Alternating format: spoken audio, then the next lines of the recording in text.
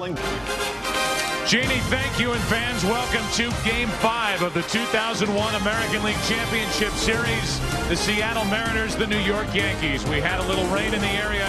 It has moved on. We are ready for baseball. I'm Joe Buck, along with Tim McCarver. Well, Game 4 was a little crazy, wasn't it?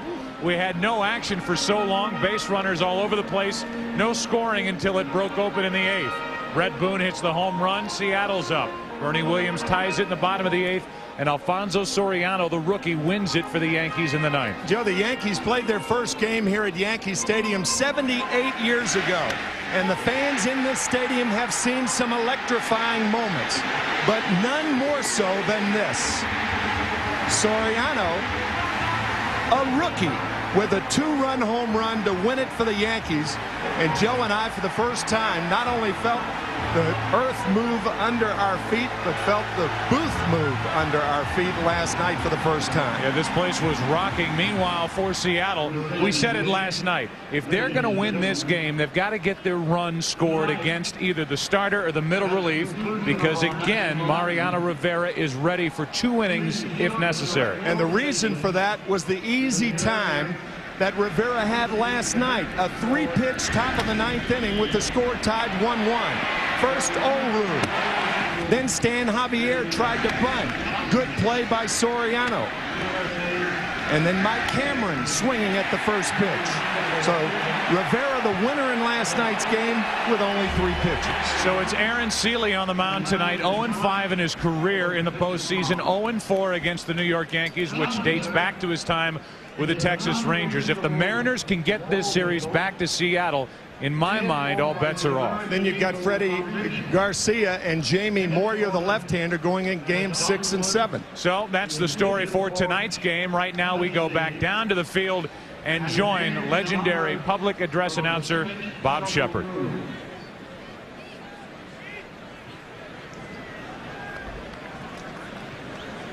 Ladies and gentlemen, will you please rise?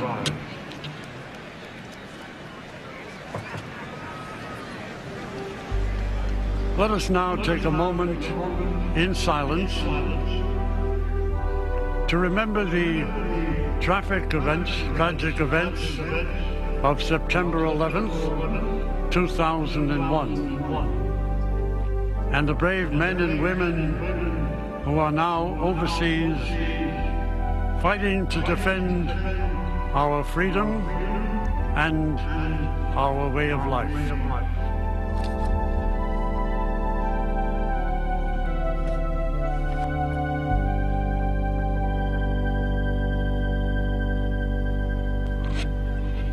Now please direct your attention to the microphone behind home plate and welcome Broadway performer Max Von Essen, son of the New York City Fire Commissioner Thomas Van Essen. He will now sing. Wilson, the catcher, Carlos Guillen, the shortstop, and David Bell at third base batting ninth. Andy Pettitte won 15 games during the regular season, 1-1 this postseason, and has always been a go-to guy for the Yankees. Andy Pettitte with that cut fastball inside to right-handed batters. So the left side of the infield, Scott Brocious and Derek Jeter must be ready. They come into play. He's mixing his pitches a lot better than he did several years ago. And he slams the door on the running game with that great move to first base. Defensively for the Yankees, same lineup that Joe Torre has thrown out there game after game. In fact, he'll tell you before the game, I know no other lineup. With Knobloch in left, Bernie Williams in center, Paul O'Neill in right, with Brocious, Jeter, Soriano, Tino Martinez on the infield, Jorge Posada doing the catching for Andy Pettitte. And as you hear Joe Torre say, I know no other lineup, think of all the question marks swirling around the Yankees the final couple weeks of the season. Some of the question marks around the left elbow of Andy Pettitte, who was drilled by a line drive from Ben Grieve in his second to last start of the season against the Tampa Bay Devil Rays. He should show no ill effects of that bruised elbow right here. But when you talk to Lou Piniella, he will tell you we've got to start hitting. And it is imperative that Ichiro have a good night if the Mariners expect to win. In game 4, he was held hitless. First time he hasn't come up with at least one hit in the 9 games that the Mariners have played so far in the postseason. It took them 5 games to get past Cleveland. It's game 5 of the American League Championship Series here tonight. And Andy Pettitte asking the home plate umpire if it's okay if he blows into his pitching hand on a cool night. We had rain prior to the start of this game. It passed on through the Bronx, and now we're ready to go. First pitch of game 5. Inside for ball 1. As always, this broadcast also available in Spanish by utilizing the SAP button on your television. Ichiro, then Cameron, then Brett Boone.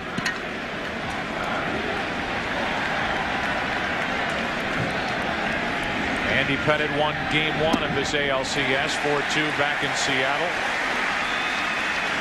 No hits allowed until the 5th inning. He eventually pitched 8 innings, striking out 7, walking only 1, and allowing just 1 run.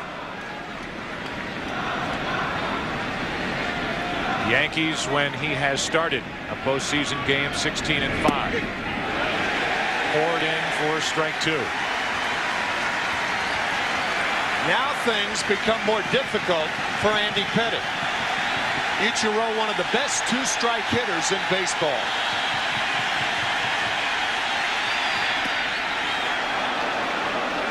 Two balls, 2 strikes.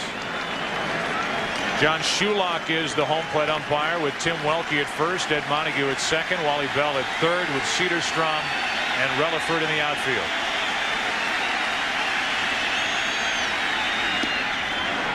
Full count. How nice would it be for the Seattle Mariners to get an early lead and take some of the pressure off Aaron Seeley, the 31-year-old who has never won a postseason game. 3 balls, 2 strikes. Pettitte has to hurry. 1 out. One of the few times Ichiro did not get out of the box. The pitch jammed him. Normally out of the box very swiftly, but a good barehanded pickup by Andy Pettitte to get Ichiro. So now the difference in the Seattle lineup, outside of Buhner being in there, is Cameron batting in the number 2 spot. August 19th, in a game that Andy Pettitte started here at Yankee Stadium, Cameron, who has hit very little in this postseason and almost nothing in this ALCS, 1 out of 12. Cameron had an 8 RBI day here on the 19th of August against Pettitte and the bullpen of the Yankees. 1 out, nobody on. Brett Boone will follow. Strike 1. You can see Pettitte staying away with the curveball from Cameron. Cameron hurt Andy Pettitte on pitches right in that area, about mid-thigh high on the inside corner. Pettitte starting him off with a curveball. Posada sets up away, and that's where Pettitte throws it. It missed. 94 miles per hour, 1 ball, 1 strike. Mel Stottlemyre, the pitching coach for the Yankees. 29-year-old left-hander Andy Pettitte just peeking under the bill of his cap. His 1-1. That caught a lot of the corner. The home plate umpire appealed down to first immediately, and John Shulock getting help from Tim Welke. Welke said he didn't swing, so the count's 2-1 in Mike Cameron's favor. So a 2-ball 1 strike count, 1 out, nobody on, with Boone on deck. Now that's called a strike, and the count's 2-2. So the curveball away and 3 fastballs away. Cameron hurting Pettitte on that inside fastball, and Pettitte going away so far. And getting a call from Shulock. Hard hit and past Brocious into the left field corner. Cameron will scoot into second. Knobloch kicks it around in the corner, but gets it back in time, and Mike Cameron has a 1-out double. We talked defense and how the left side of the infield, it looks like Scott Brocious did not see this ball. Watch the reaction. No reaction. Late reaction. Now Scott Brocious going to the third base umpire, Wally Bell, and saying that something obscured his vision. Right behind home plate, right there. I think he's talking about either the bunting, which is down in front of where Mayor Giuliani sits. You can see him say those flags back there, and they are going to move the bunting, basically place it in Mayor Giuliani's lap, as Brocious could not see the ball come off the bat, and as you said, had absolutely no reaction on the ground ball hit to his right, and Cameron has a double. Here it is right here. Scott Brocious, one of the best fielding third basemen in baseball, laid on that one because he did not see the hard shot by Cameron. So here's an opportunity for Seattle with Brett Boone at the plate. Boone has had a nice 2 days here in New York. Takes a strike. A 5 RBI afternoon and evening in game 3. And in last night's game, the home run for the only run of the night for Seattle, which put the Mariners on top with 2 out in the top of the 8th.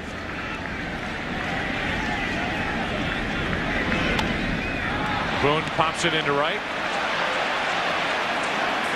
2 out.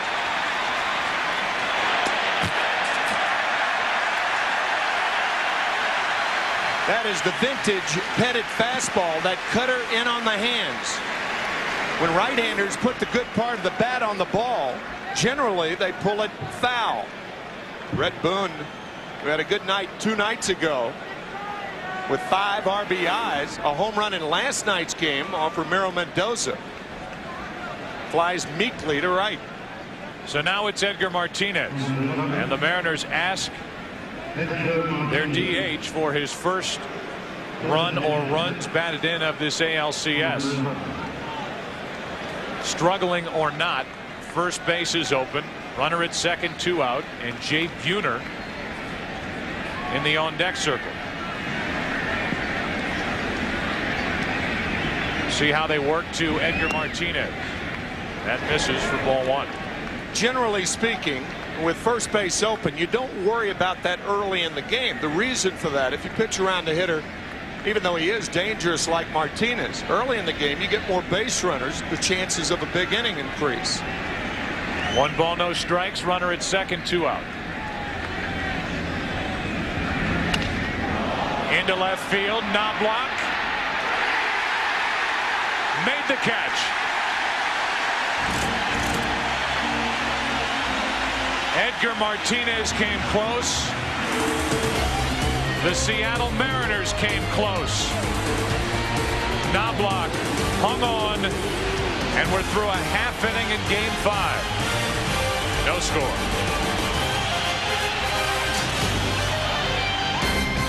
Martinez and Posada in the middle.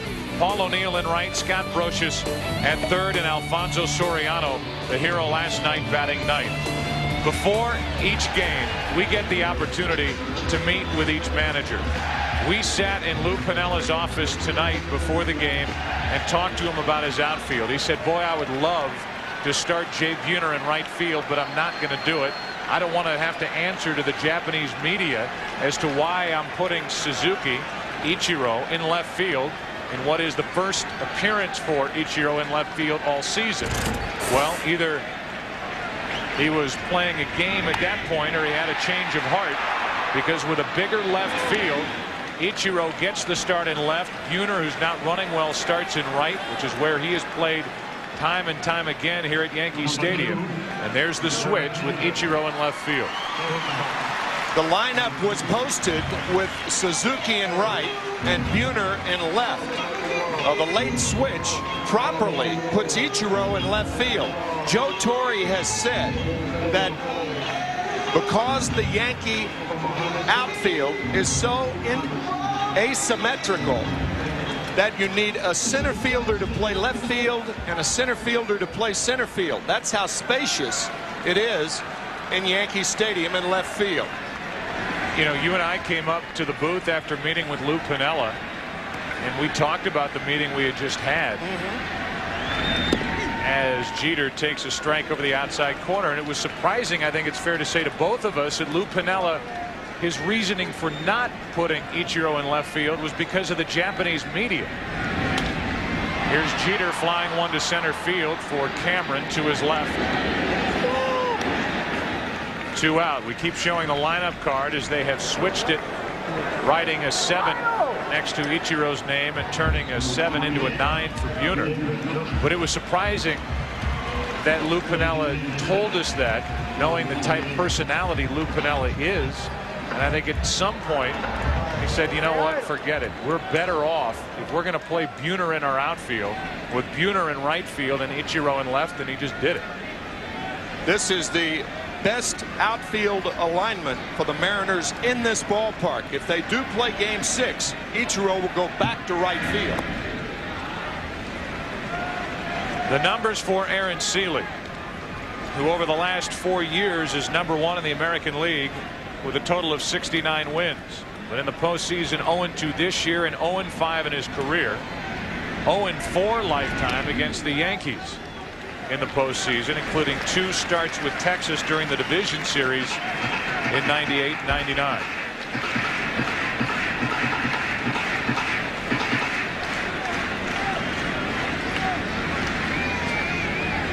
Here's a 2-0 to David Justice. They had Justice played perfectly. Guillen played up the middle. Justice hit it right to him. And a good start for Aaron Seeley and Seattle. Different angle coming back to the dugout for Ichiro. Second inning, no score. Second inning, there is no score, and Andy Pettitte goes back to work. To the right fielder, Jay Buhner. Strike one. Not only did Lou Piniella talk about the Japanese media saying, you know, I don't even want to open up that can of worms. I don't want to start those problems and have to answer questions about it. But he referred to all of the media attention he got after losing game 2 in Seattle and the headlines that he grabbed by saying that the Mariners would be back in Seattle. And he was surprised and shocked that it got that kind of reaction from the New York media. He said, I believe in my team, as we told you last night, but I will never say anything like that again. Buhner strikes out. There have been 2 plays that have happened in the last 3 games that may show you why left field is different here at Yankee Stadium. Game 3 in the 5th inning. The ball almost caught by Knobloch, a ball hit by Brett Boone that put the Mariners on the board. And tonight in the 1st inning, Knobloch with the catch, Mike Cameron on at second base, and that kept it scoreless. But normally, that is a play that is made easier by the left fielder than the 2 plays Knobloch has had to deal with. On the play in the 1st inning, Gary Cederstrom, the left field umpire, waited before making the out call to make sure that Knobloch hung on to it, which he did, for the out to get Edgar Martinez and keep it scoreless. We're scoreless in the 2nd, and John Olerud bats with 1 out, nobody on, and a 1-ball, 1-strike count. Olerud 3 out of 16 in this series, hitting only 182 overall in the postseason.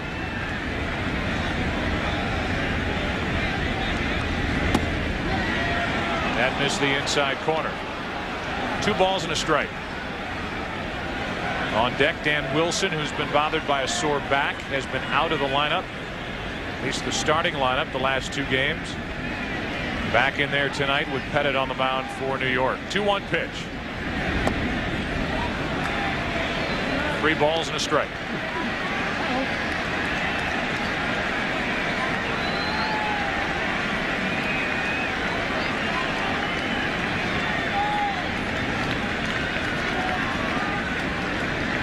Olerud homered here in game 3, and he has a full count in his first at bat of game 5. John Olerud, particularly with 2 strikes, is apt to hit the ball to left field. He's a lot like Paul O'Neill in that regard.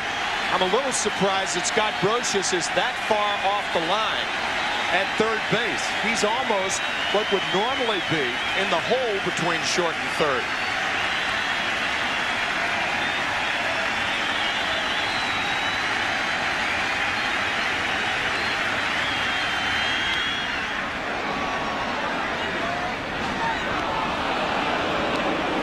Still 3 balls, 2 strikes. The Mariners come into this game hitting less than 200 in this ALCS. 199 as a team.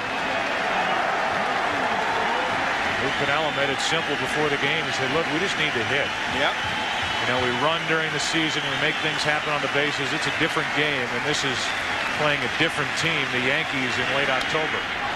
As Ulrud grounds to Tino Martinez, 2-out.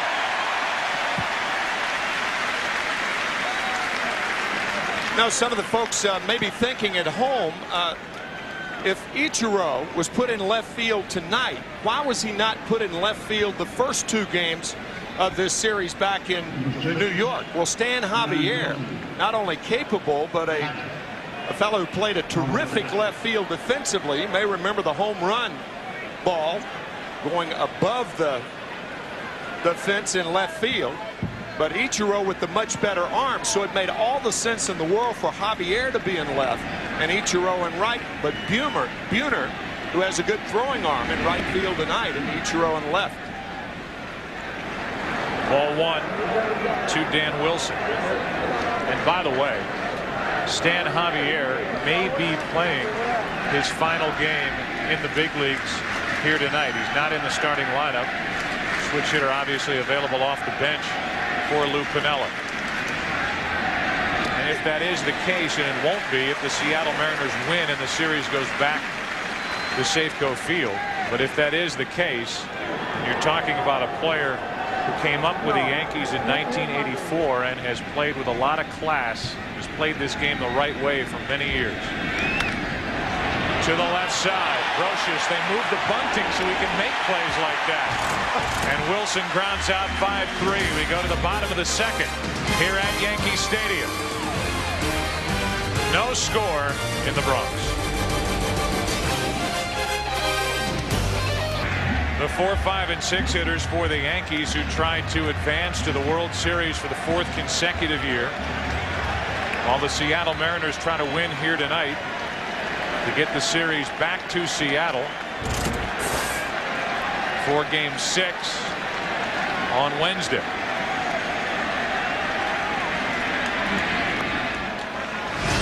Ball 1 low. Last night against Arthur Rhodes. That tied the game at 1, which set up the game-winning home run in the 9th inning, hit by Soriano. That home run came with 1 out in the 8th inning after Rhodes had struck out David Justice. And Arthur Rhodes has had a couple of rough postseasons against the Yankees, especially here in this stadium. 2-0 pitch. 2 balls and a strike from Aaron Seeley. Again, keep in mind the extra opportunities Bernie Williams has had because of the extra rounds of playoffs that have been in place since 1995. Still 15 postseason home runs for the switch hitting center fielder, who now has the count even at 2-2. Obviously, when Mickey Mantle played, there was not divisional play or league championship series. All of the mixed home runs were hit in the World Series. The 2-2 pitch just missed the inside corner. Meanwhile, Nick, in 1923, Babe Ruth's Yankees were the wild card winners, right? Yeah, right. After Williams, it's Tino Martinez and Jorge Posada. Aaron Seeley only had to throw 6 pitches in the first inning to get the 3 outs. And a good start to this second inning with his first strikeout.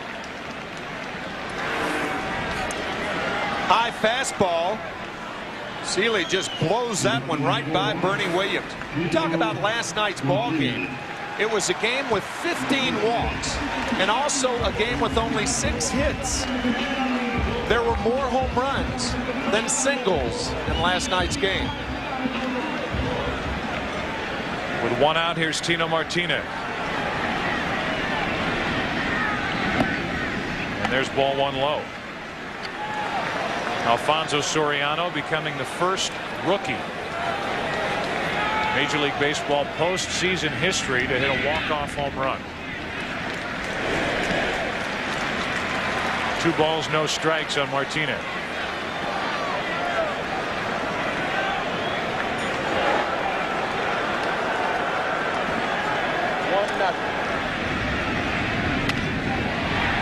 side. Boone takes care of Tino Martinez, and that's 5 in a row retired by Aaron Seeley to start the night. A 15-game winner during the regular season. Aaron Seeley, the 31-year-old, came up with Boston in 1993. He was 38-33 while with the Red Sox, traded to Texas. 37-20 in 2 years with the Rangers, and signed with Seattle January of 2000. 32-15 in his time with the Mariners. But again, 0-5 in his career in the postseason as he works to Jorge Posada.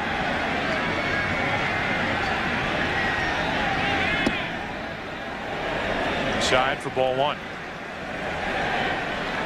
Minnesota Twins with a great year this year, and I'm sure they are watching, perhaps realizing that there is an all Minnesota battery tonight. Aaron Seeley and Dan Wilson. Dan Wilson attending the University of Minnesota, and Aaron Seeley from Golden Valley, Minnesota, north by northwest of Minneapolis.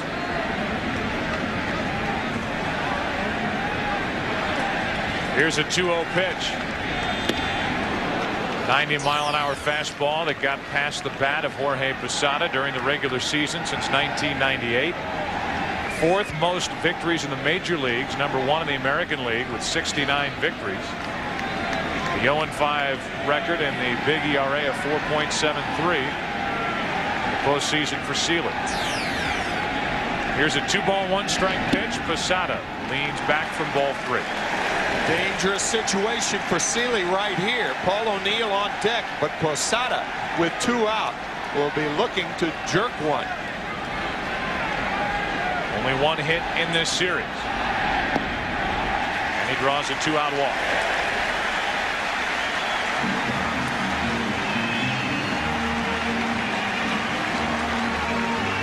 That brings in Paul O'Neill, who is 3 out of 9 in this series. 1 of the 3 a Game 1 home run off Aaron Seeley. Lou Piniella pointing out to us tonight in our meeting before the game that the bottom of the Yankee lineup has been killing the Mariners. Paul O'Neill with a 2-run home run in Game 1. Scott Brosius with a 2-run double in Game 2. And Alfonso Soriano batting 9th last night with a walk-off home run. Here's O'Neill, and there's a breaking ball for strike 1. Back in Game 1 against Seeley in Seattle.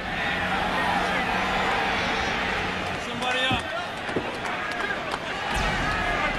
An eventual 4-2 victory behind Andy Pettitte and Mariano Rivera. That's on the corner. It's 0-2. When left-handed hitters in particular pick that ball up about 12-15 feet from home plate, they think it's going to be inside. It's got a late tail on it. You've seen Greg Maddux do that. He is a master at striking out left-handers with that tight pitch. Too far outside, 1-2.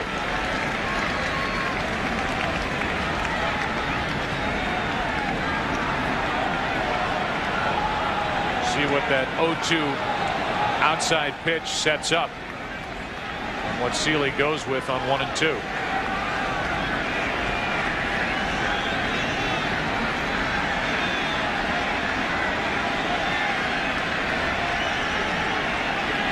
Back away, and O'Neill got the bat on.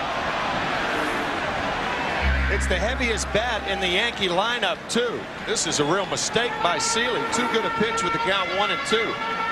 That is one big reason that O'Neill is almost forced to go to left field with 2 strikes, and why he's vulnerable inside. All fastballs so far to O'Neill from Seeley.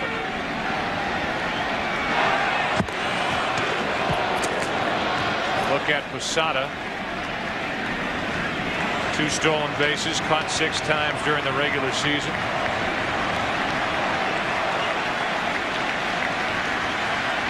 Held on in this situation by Olruth.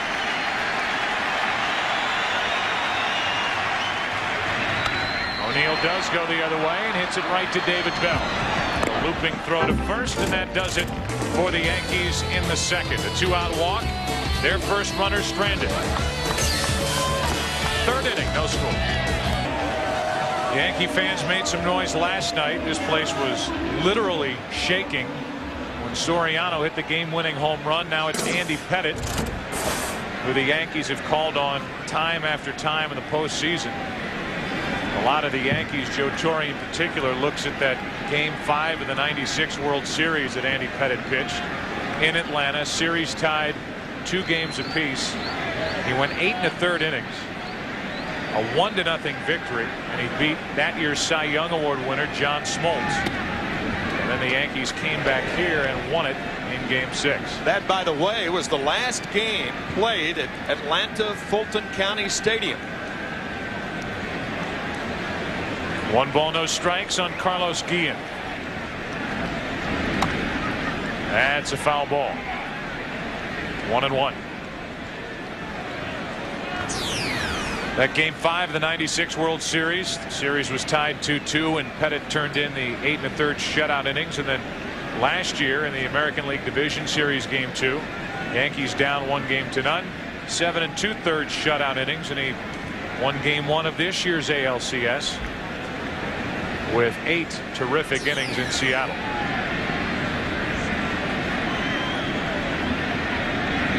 Even the game he lost, Game 2 of the division series this year, to Oakland, he allowed 1 run on 7 hits in 6 1/3 innings. He was matched up that night against Tim Hudson of the A's, and Oakland won it 2-0. The 2-1 pitch. Guillen goes the other way and gets a leadoff base hit.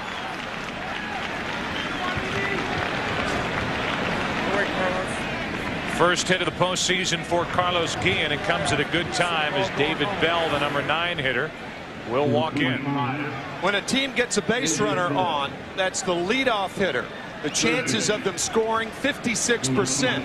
If they get a runner on first with 1 out, it drops to 16%.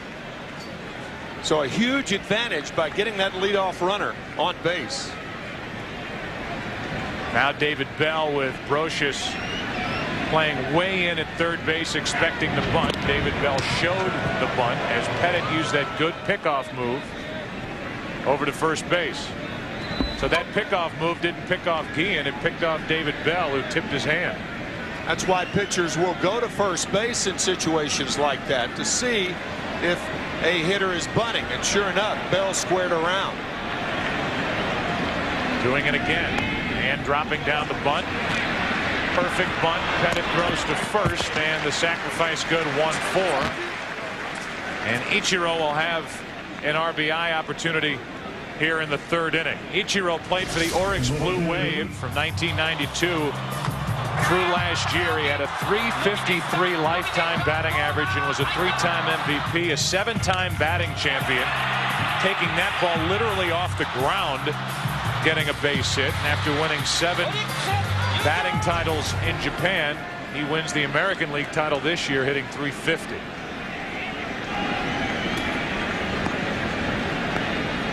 Again tonight, making the start in left field for the first time with the Seattle Mariners. An RBI chance, showing bunt, taking strike 1. That's not a good play right there. Lou Piniella didn't sacrifice Guillen to second base to see Ichiro bunt. But you can see right here, runners in scoring position led the majors. So Piniella sacrificed to get him to swing the bat, not bunt Guillen again. To the right side, Martinez. 2 out. So Ichiro held hitless in last night's game. He is now 3 out of 15 in this ALCS. Struggling against Andy Pettitte. Had a pitch to hit right there. Ball in the center of the plate. Fielded routinely by Martinez. So now it's Mike Cameron. A double his first time up. Likes hitting against Andy Pettitte. Looking for a 2-out RBI hit. He in a leadoff single, bunted down to second, moved to third on the ground out by Ichiro. Inside for ball 1. Jorge Posada has had a tough time this year with pass balls. The Yankees committed 22 pass balls, the second most to the Detroit Tigers catching staff. Something to keep in mind with a runner on at third. Cameron floats one into center field. Bernie Williams is there. And the Mariners strand their second of the night. A leadoff hit. The percentages just went down. Yeah, they did. That was regular season. No scores still in Game 5. Welcome back to Yankee Stadium. As we go to the bottom of the third inning, no score, and Seeley misses high with ball one. It'll be Brocious, then Soriano, then Knobloch. If anybody gets on, Jeter. A 1-0 to Brocious. Good pitch over the outside corner, 1-1.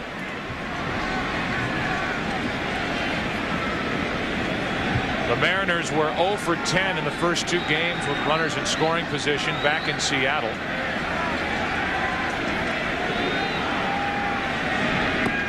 They were 0 for 3 in last night's game, 0 for 4 in tonight's game already.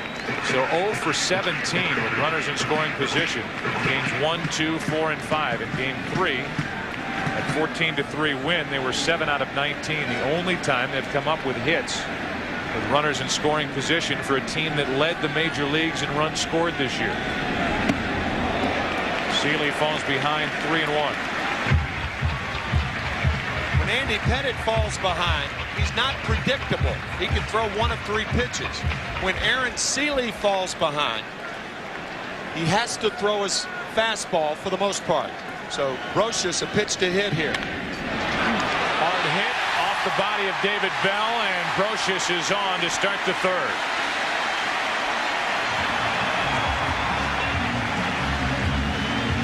No bunting problems here. It's going to be an error on David Bell. A tough play in between hop off his wrist. I don't think David even got leather on that one.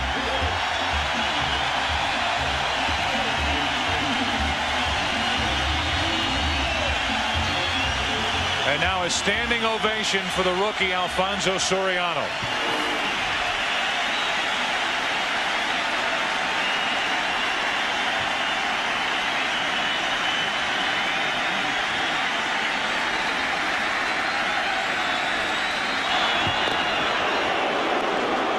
Sometimes what have you done for me lately dictates what you're going to do the next night, because Soriano homered in last night's game, probably swinging away. I think Joe Torre will give him 1 pitch to hit. He got a pitch to hit in the 9th inning last night from Sasaki. Sayonara.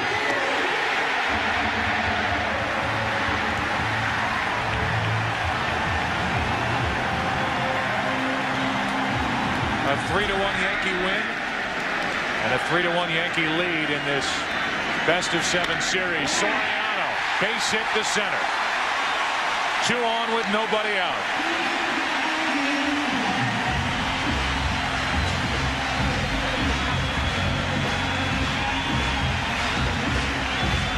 The Mariners unsure about whether Soriano was going to be bunting or not.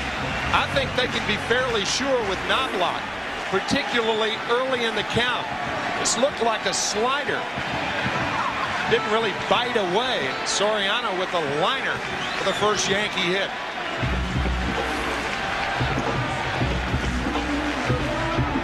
So it is Knobloch with 2 on and nobody out.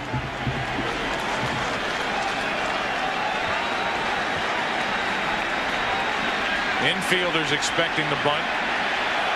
You can see Olerud playing in front of the runner.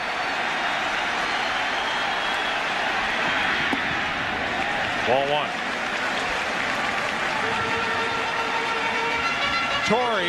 Joe Torre, encouraged by Don Zimmer, will switch from a bunt to a hit and run, even with runners on at first and second.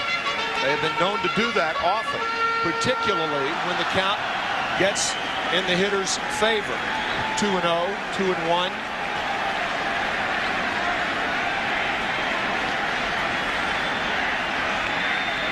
Still looking for the bunt. Knobloch drops down a perfect bunt. Sacrifice is good. 5-4, and Knobloch, we say it all the time, couldn't have rolled it out there any better.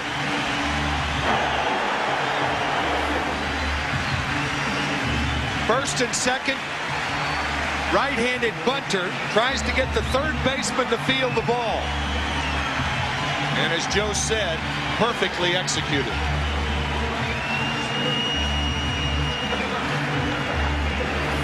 So now it's second and third for New York. For Derek Jeter, who is only 2 out of 15 with 0 runs batted in this series, and only 1 this entire postseason.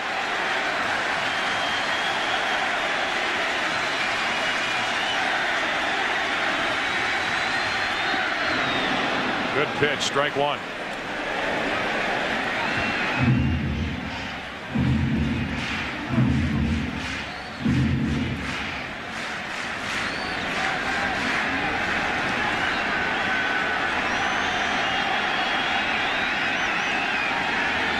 Yankees trying to take a 3rd inning lead. 1 ball, 1 strike.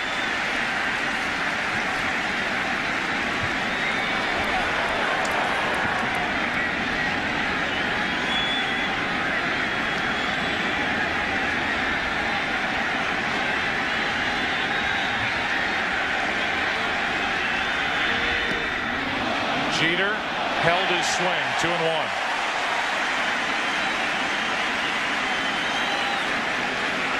Lou Piniella has said to the first base umpire Tim Welke, why don't you appeal to the right field umpire Charlie Rutherford? And the fans down the right field stands also while you're at it. Looked like he went around. Absolutely. He went around. Big difference. 2 balls and 1 strike as opposed to 1 ball and 2 strikes. And Piniella, a terrific hitter in his day, knows it.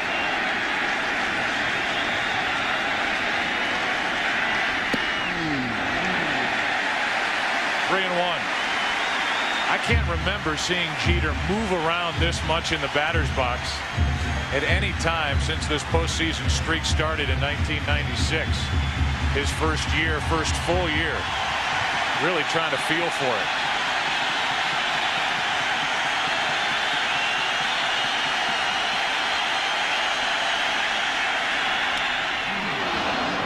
Three and 2.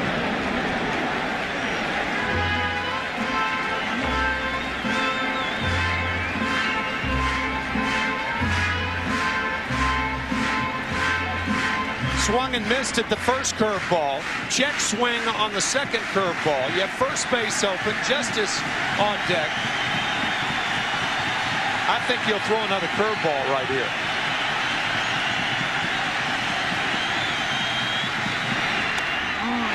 Into right center field. Cameron coming on. Catch made. Brocious tags. Here he comes.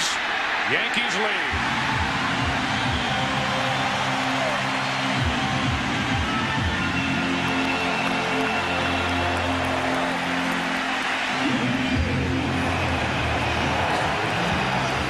A curveball, but it was up. Thigh high. Mike Cameron did what he could, but Derek Jeter driving in the first run of the ball game. So Jeter still hitless with runners in scoring position in this series, but a sac fly to center.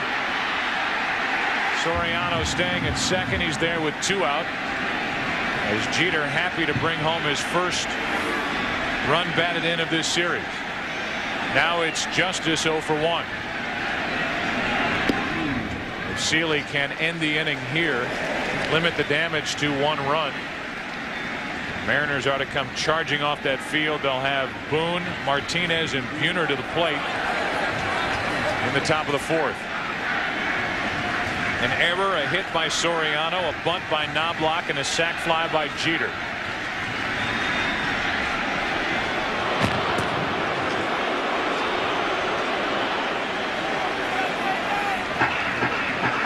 37-6 when scoring first. 4-1 this postseason.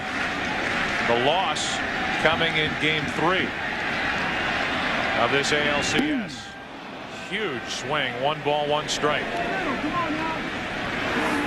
Watch the front side of David Justice.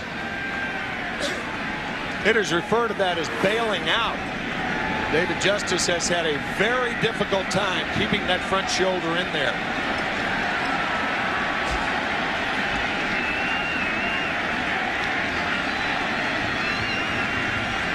Runner at second, 2 out.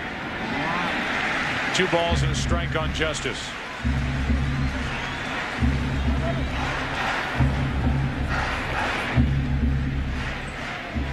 Justice, the DH tonight, as he has been through this league championship series. The DH position providing the Yankees only a .218 average all year. And Justice takes a pitch up and wraps it into the corner.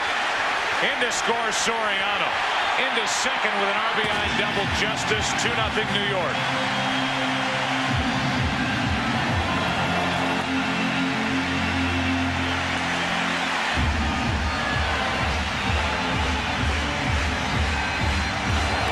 Remember the scouting report, we said that Aaron Seeley had to stay ahead. When he falls behind and throws the breaking ball, often it hangs, and that one hung up right below the letters for David Justice. Curveball that Jeter hit for the sac fly, and now the double by Justice on the hanging curve.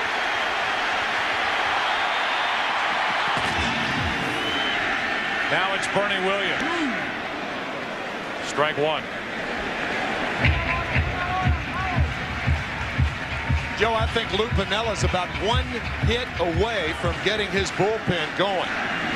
You can ill afford to fall behind.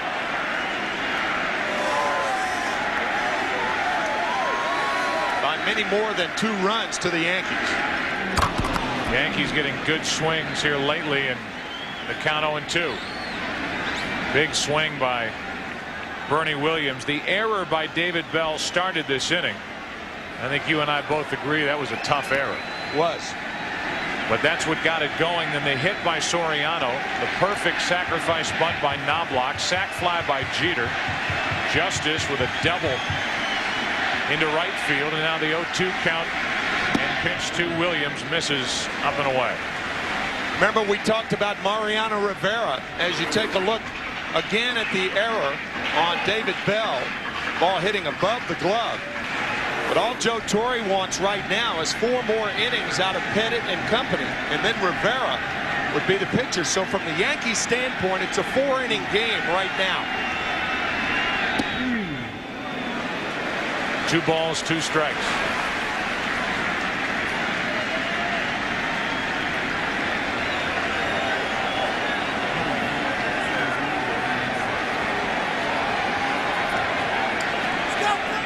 RBIs by Jeter and Justice.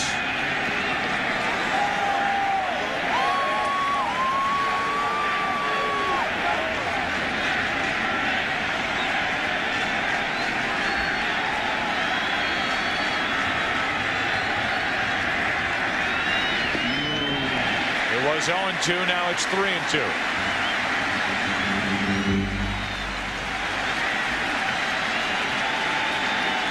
Aaron Seeley feeling for the strike zone right now.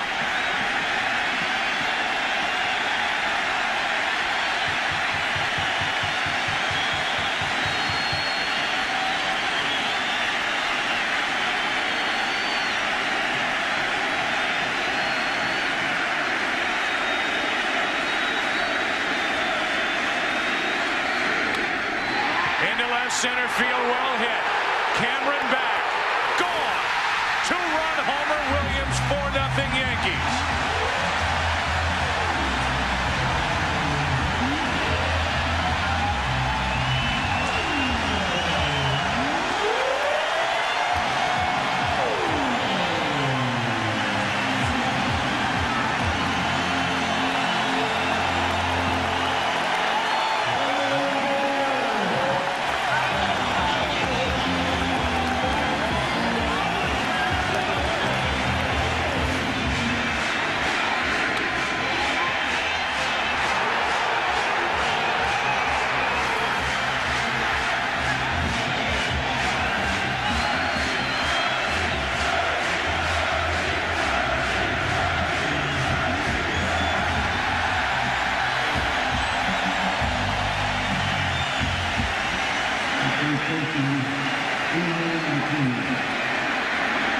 Tino Martinez takes ball one high after Bernie Williams hits his 16th career postseason home run.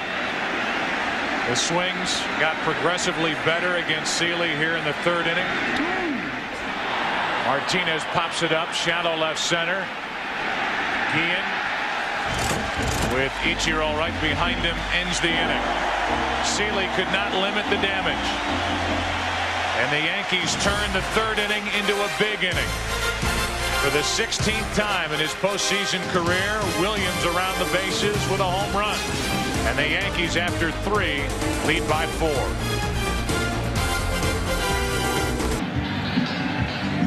The Seattle Mariners trying to salvage this game, trying to salvage this series, right now trying to salvage their season, which was one of the best ever.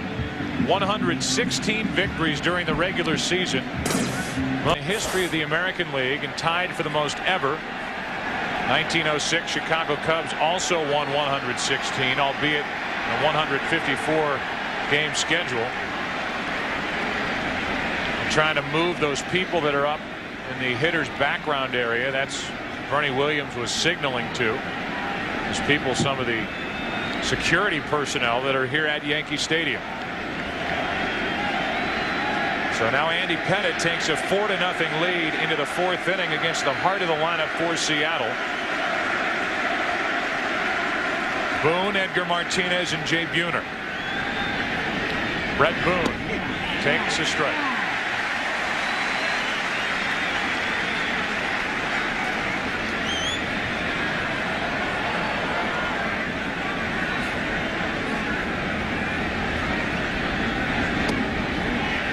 One ball, one strike. In game number 172 for the Seattle Mariners. They have 4 innings left for their best chance. Because you know you're going to see Rivera in the 8th inning. 1 ball, 2 strikes. In case you're wondering, the Seattle bullpen right now is quiet. And I'm a little surprised at that, Joe. Yankees had Aaron Seeley on the ropes, staggering backwards like a boxer had been knocked down 3 times in a round. Boone takes a pitch that was up, hits it to Soriano, trying to recover, cannot, and Boone is on to start the inning. Good hustle by Brett Boone, and it's an error on Soriano. An error started the 4-run third inning for the Yankees, and Seattle fans are hoping this error by Soriano.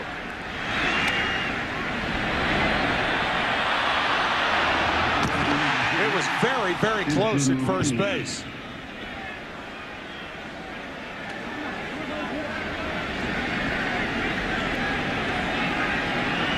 You could see the reaction by Tino Martinez after the safe call was given. Martinez wheeled around and looked at the first base umpire, and you can see why. That's Tim Welke. Looked like the throw got there in time, the safe call given, and it's an error on Soriano, who committed 19 errors during the regular season, learning how to play second base.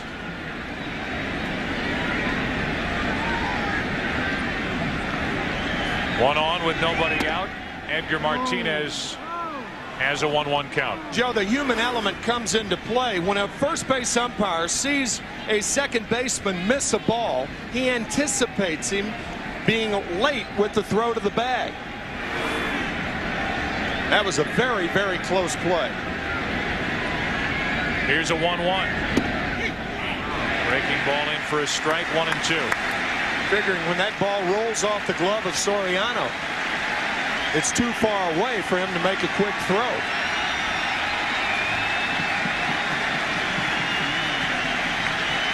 Edgar Martinez trying to help the Mariners in this fourth inning in this series. Takes ball 2. Martinez is 3 out of 17 with 0 RBIs. And it was a diving catch by Knobloch in the first inning out in left field. Kept him from driving in a run after the double by Cameron. 3 balls, 2 strikes.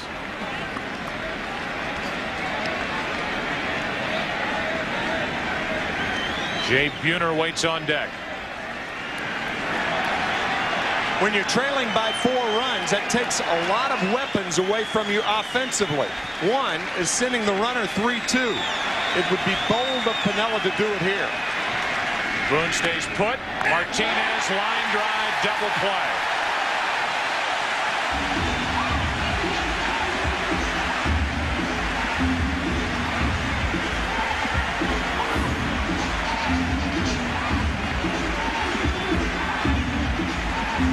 Sounds trite to say that things are going the Yankees' way.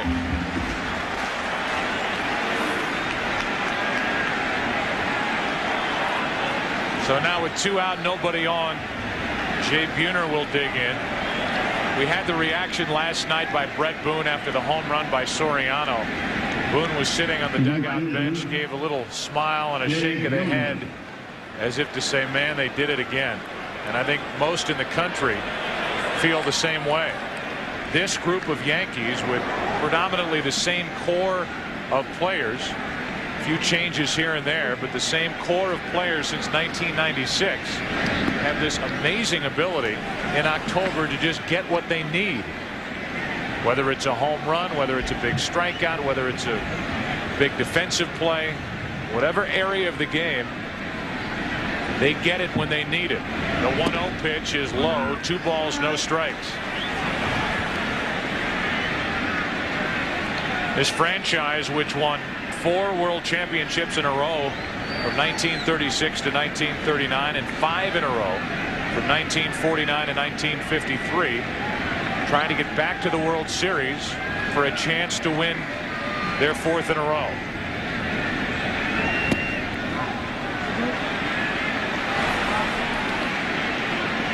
Team October, without a doubt, in the postseason since 1996. 52-18 their overall record. 16-3 in the World Series. 4 World Championships, 3 in a row, as Buhner draws a 2-out walk.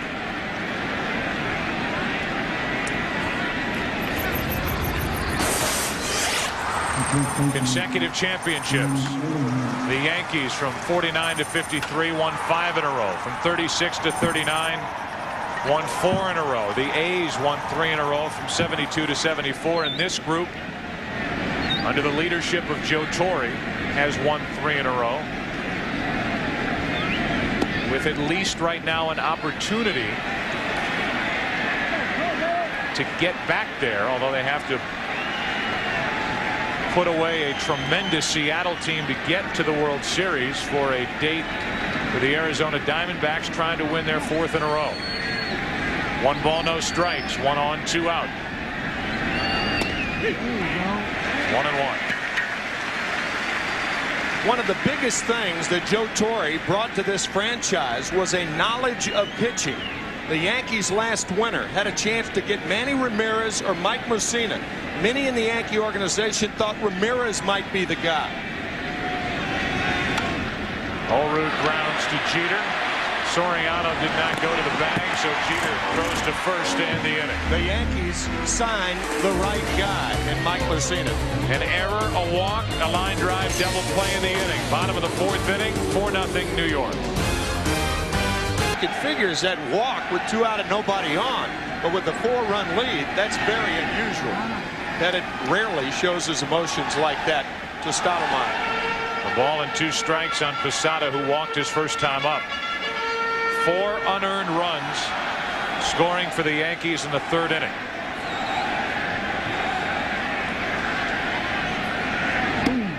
On the inside corner, 1 away. 2nd strikeout for Seeley.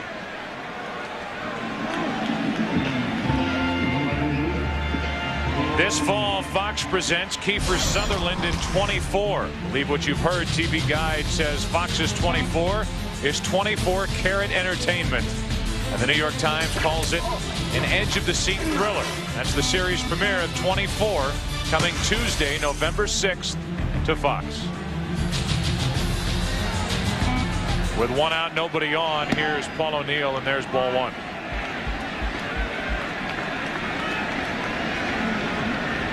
O'Neill bounced out to 3rd his first time up.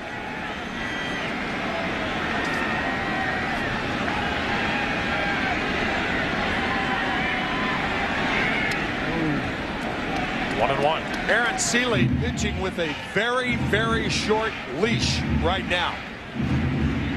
If one Yankee gets on, I'm sure Lou Piniella will make a call to the bullpen, hoping that Seeley can regroup from that 4-run fourth. So far, nothing.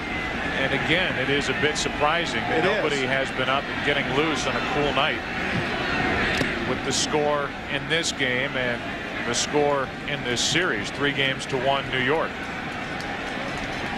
5 career postseason starts against the Yankees. Seeley has allowed 19 runs and had 3 runs of support. The Mariners cannot allow another run to score for the Yankees. An off day tomorrow. If they do come back to win this game, Freddie Garcia will be the starter on Wednesday night. But a huge hill to climb against these pitchers of the Yankees.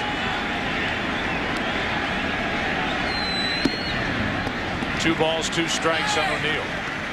Kevin Kennedy talking before the game about Freddie Garcia. Thought the Mariners should have started Garcia on short rest. Garcia hoping that he gets another chance to pitch here in 2001. He would work game 6 on Wednesday night. O'Neill hits it deep to right. There's another run on the board. Paul O'Neill makes it 5-0.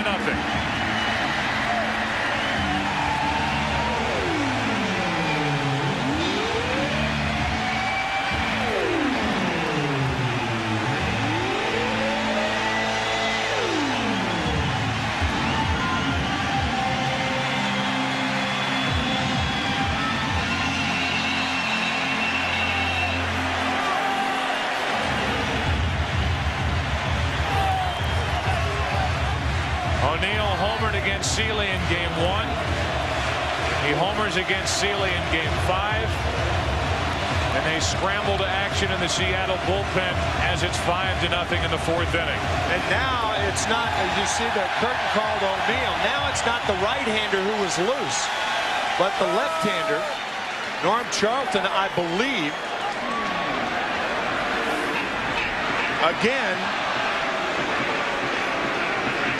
John Halama, the left-hander. Paul O'Neill with a fat fastball to hit off Aaron Seeley.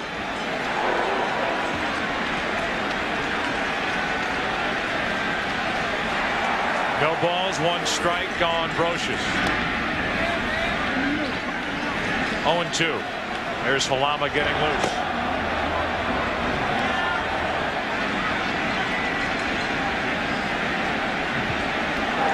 Halama getting loose with a right-hander up and 3 right-handed batters to follow. I think if you're Lou Piniella, you have to start playing the game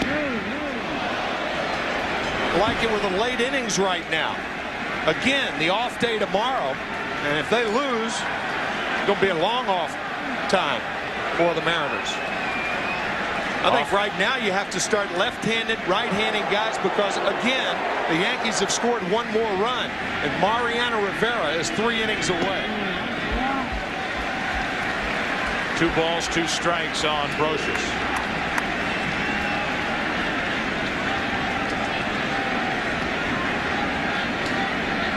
Brocious hit a hard chopper to third his first time up.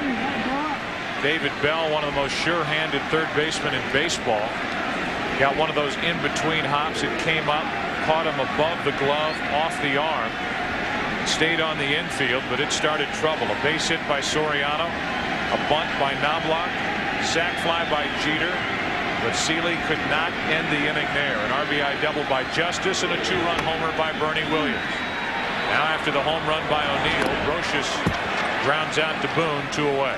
I think you said it right, Joe. If Seeley gets David Justice out, then the Yankees score just 1 run. Now you reestablish a little momentum. You allow your offense to relax a little bit. And now the normal feeling for Seattle is that everybody's got to try to do too much. Yeah, it goes without saying you limit the damage.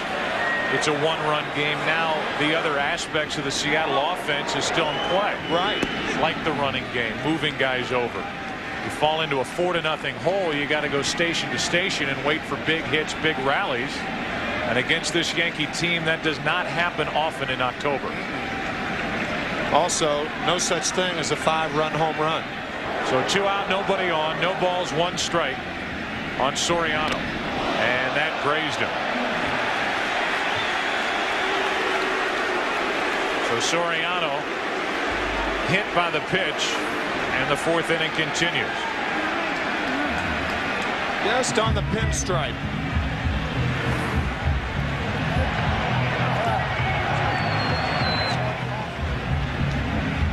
Now it's Knobloch. 0 for 1, but a very important sacrifice bunt his last time up with 2 runners on. He deadened it down the third baseline, yet hit it hard enough. So the third baseman Bell had to field it, and the runners advanced to second and third. And look for Soriano to be running. Strike 1.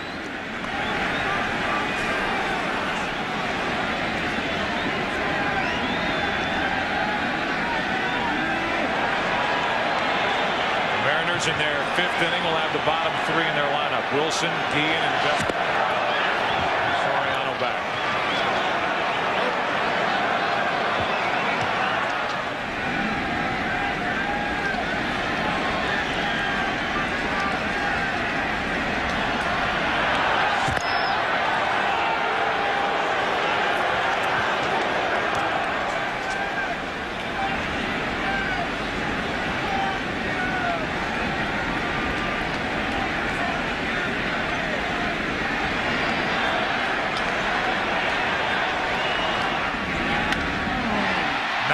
Hits one into center. Cameron back to get it. 1 run in the inning on the home run by Paul O'Neill. His 2nd of the postseason, his 2nd off Aaron Seeley. And with that, it's 5-0 Yankees. Back after this from your local Fox station. A matchup tonight of Aaron Seeley and Andy Pettitte. Andy Pettitte making his 22nd career postseason start. Yankees 16-5 in his previous 21 starts, leading 5-0, and it's Dan Wilson leading off in the 5th inning for Seattle, and ball 1 misses up and away. Wilson, Guillen, and Bell. If anybody gets on, Ichiro for the Mariners, down by 5, down 3-1. Wilson hits it well into right field. Back is O'Neill on the run. 1 out.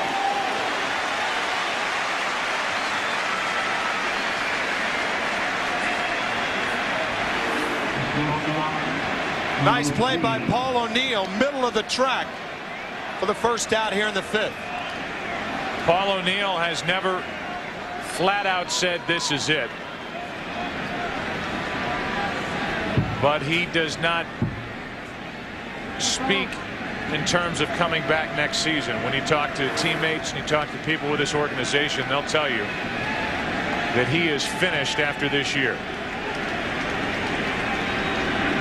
Stress fracture in his left foot bothered him the final month of the season. Was the DH for the division series against Oakland. He has played in right field throughout this ALCS.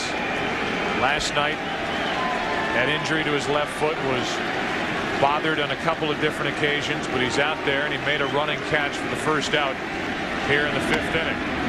Now Guillen hits one well to center field. Back is Bernie Williams. Another running catch, 2 out. And it's like the Mariners are running uphill here in the middle innings. I think Paul O'Neill, not talking about his future, is similar to Joe Torre, the manager. Brian Cashman, the general manager, not talking about their futures with the Yankees. More pressing things to take care of. So now it's David Bell with 2 out, nobody on. A couple of well hit balls here in this 5th inning, but there's 2 long outs for Seattle. Wilson into right, Guillen into right center, caught by Bernie Williams. And now it's David Bell, who dropped down a bunt his first time. Breaking ball for a strike. If George Steinbrenner was waiting for this postseason to unfold to have more leverage in a negotiation with Joe Torre, that strategy has backfired. Joe Torre has never had more leverage in a contract negotiation than he will have this upcoming postseason. Halfway through it, 5-0 New York.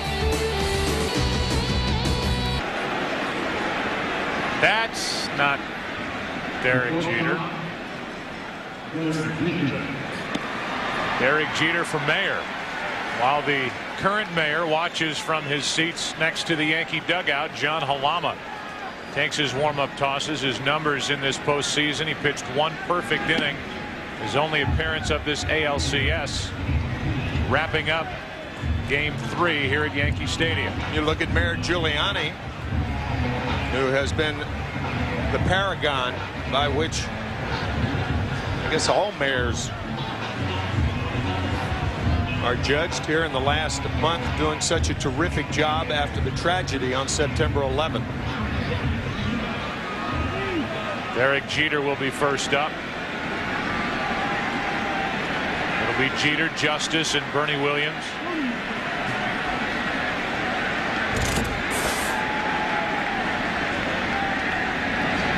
Derek Jeter was the Rookie of the Year back in 1996. Still only 27 years old.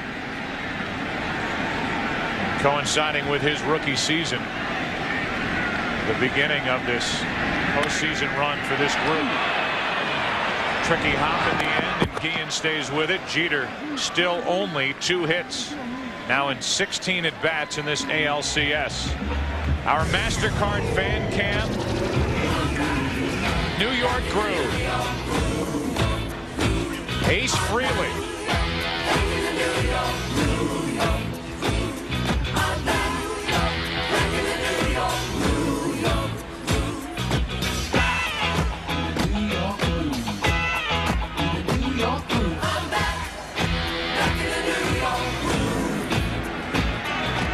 Here's David Justice with 1 out, nobody on. And a strike. You know, there are times when you stump me on our fan cam. Some reference to your musical tastes and your likes back in the 50s. Oh, come on. What are you talking about, the 50s? All right, 40. Not good. No balls, 2 strikes on David Justice. Ace Frehley, my friend, is one of the original members of KISS. I did not know that. Well, there you go.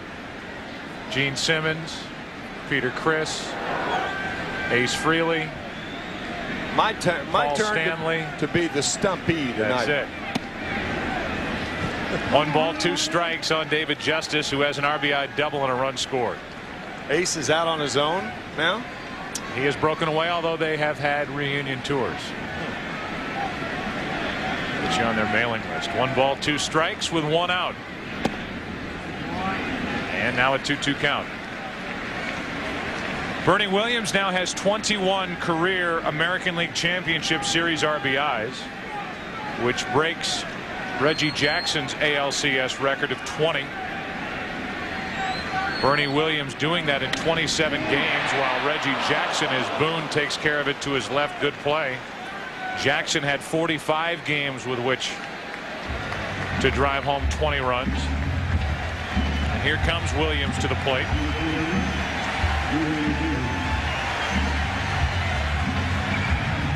Bernie Williams with a 2-run home run his last time up.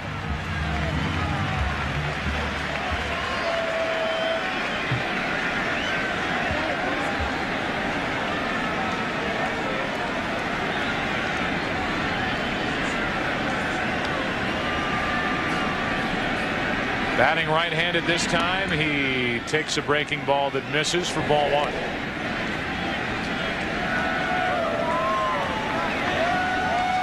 From the upper reaches here at Yankee Stadium. Yankees first played here in 1923. The year of their first World Championship.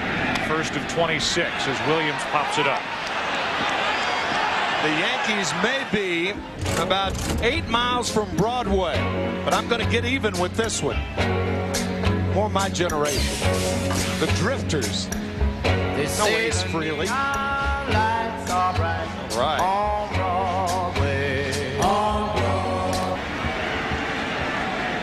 With Mariano Rivera watching from the bullpen, this game goes to the 6th inning. It's 5-0 Yankees. Andy Pettitte works on his spikes out behind the mound.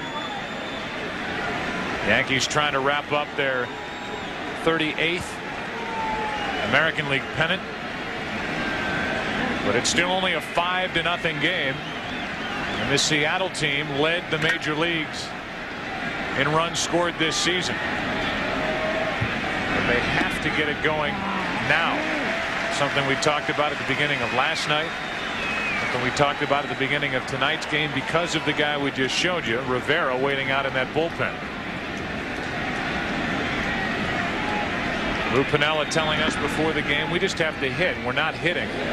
It's along the lines of a football head coach saying, well, we got to run the ball. We have to establish the run. It's very simple. But the Mariners have only 2 hits tonight and came in hitting .199 as a team in this series with the Yankees. 1 ball, 2 strikes. The difference being that football coaches would always describe the ball as a football. They take the football, run down the football field, run the football, not throw the football too early. Here's a 1-2 pitch. Ichiro floats it into left. Ichiro is 0 for 3 and 3 out of 16 in this series. Even though it's really only a 5-run game, the Yankees are relaxed, calm, cool, collected, and having fun, singing along and gesturing along to YMCA between innings. No utility belt sighted down in that Yankee dugout, or any other of the characters from the group that was the Village People. No poker saying, winners laugh and tell jokes, losers say, let's deal. Cameron fouling it away, and he's quickly in the hole. 0-2. Only 2 hits for the Mariners through the first 5 1/3 innings. Cameron has one of them, a 1-out double back in the first inning. And Seeley was knocked out early. The 2 catchers talking it over on the dugout bench. You could hear, at least see, Lampkin.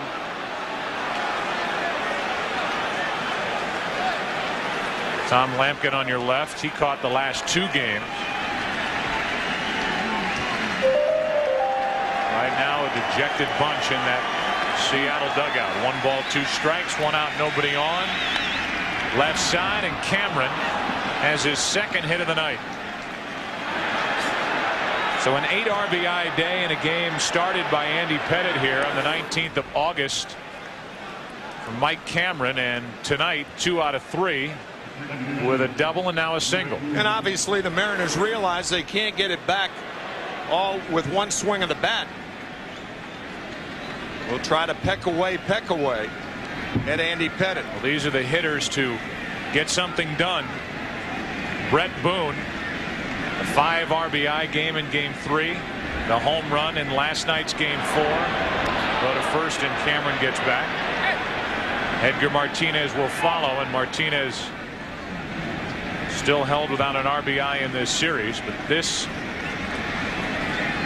is an opportunity for Seattle, if they can string hits together, to close the gap. Pettitte misses with ball 1.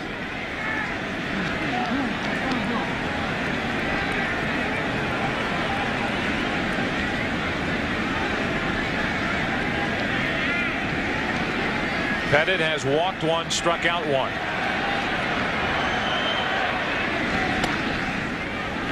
That's too high. 2-0.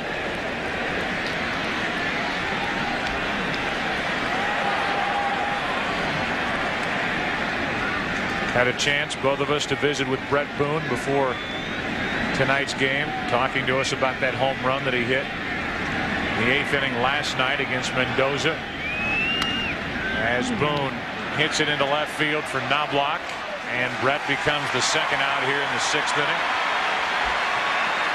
Joe, that pitch right there is an idea, gives you an idea of how hard Pettit is throwing. When you can jam a hitter with a 2-0 fastball inside, a hitter that hit 37 home runs on the regular season, you're still throwing well. And Pettit certainly is that. Yeah, Brett Boone telling us about his younger brother. We talked about Aaron Boone, the third baseman for the Cincinnati Reds. And their 21-year-old younger brother, Matthew, just finished playing in the Florida State League this year. So 1 on, 2 out. Here's Edgar Martinez. That's strike 1.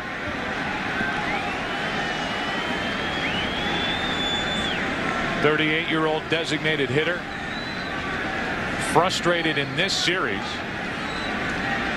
after having one of the best divisional series in the short life of the divisional series ever back in 1995, hitting .571 against Yankee pitching and driving home the winning runs in Game 5. 1 ball, 1 strike. His final hit of that series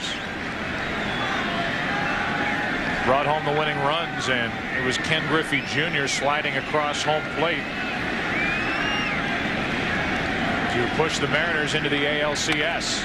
As Martinez, his frustration continues. He's lined out 3 times tonight. Once to left, once to first, and he's probably thinking, what do I have to do? Brocious diving to his left. Bottom of the 6th. Still 5-0 New York. From Bishop Ford High School in Brooklyn. Goes back to the hill here in the Bronx. Starting the bottom of the 6th inning with a ball up and away to Tino Martinez, who's 0 for 2. He's grounded out. He's popped up. 3 out of 17 with no RBIs in this series. 1 ball, 1 strike. Some of the typical contributors for the Yankees in their postseason victories with regard to series wins are not chipping in much in this ALCS. Notably, Derek Jeter has only 2 hits and only 1 RBI, and Tino Martinez, who has 0 runs driven in. 2 balls and a strike as Halama falls behind. Derek Jeter may have only 2 hits in the LCS, but it was the assist that he had in Game 3 of the division series that this town will be talking about for a long, long time. Tino Martinez hits one down into the right field corner. Buhner gets to it, makes a good play, and holds Martinez to a single. Lee Mazzilli is the first base coach for Joe Torre's Yankees. He had this exchange with Bernie Williams between innings. Which one did you hit harder?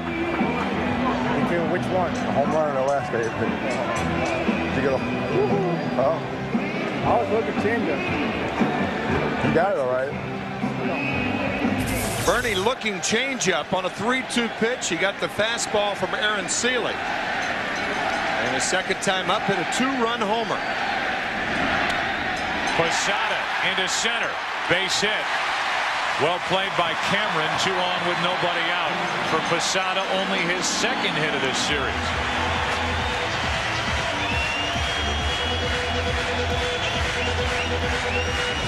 Last night's home run from Bernie Williams. The opposite field poke against Arthur Rhodes. And then to lead to the question, which one did you get better? From Lee Mazzilli. The 2-run home run in the 3rd inning, which made it 4-0. Now it's 2 on with nobody out, and Paul O'Neill. As they play Baba O'Reilly here at Yankee Stadium. A song the Who played at that benefit concert at Madison Square Garden a couple of nights ago.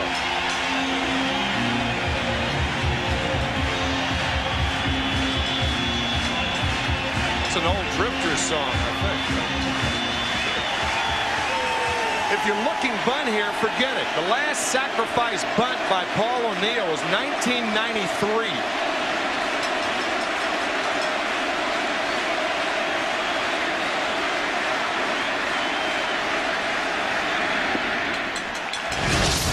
Paul O'Neill in the 4th inning with 1 out.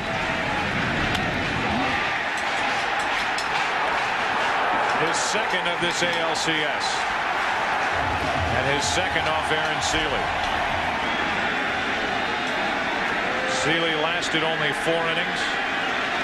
5 runs. 4 unearned runs. 1 ball, 1 strike on O'Neill.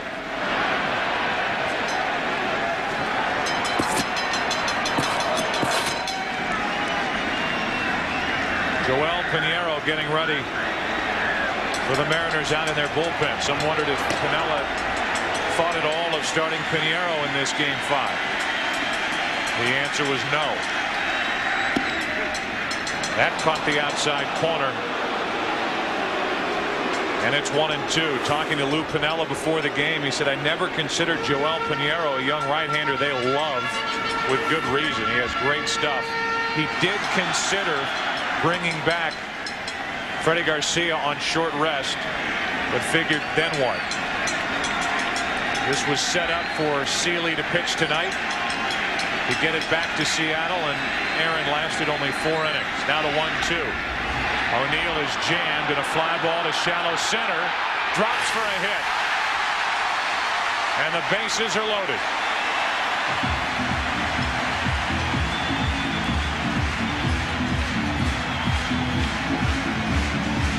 Edgar Martinez hits a line drive to end the top of the 6th inning. Paul O'Neill is jammed and plops one in front of Mike Cameron. That has been the way it has gone for the Mariners so far tonight.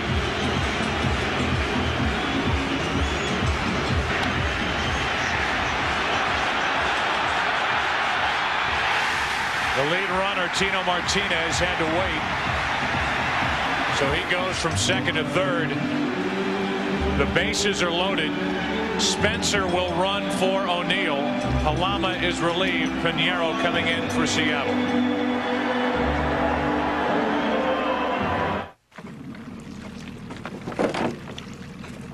Is your dandruff sending the wrong signals? Go! No. Get Selsun Power. Doctors recommend Selsun Blue. Man, that dude's awesome. Get Selsun Power. She wore white? The World Series reaches its final destination, where the winner of this series will head to the desert to face the Arizona Diamondbacks. It's game 1 of the World Series, Saturday, 7:30 Eastern, 4:30 Pacific on Fox. And with full rest, that 1-2 combination of Schilling and Johnson will be hard to handle for either the Yankees or the Mariners in the World Series as Joel Pinheiro takes over for Seattle. It's a relatively new term, electric stuff, but it certainly can be applied to Joel Pinheiro, and the Mariners forced to play their infield in. Brocious, strike 1.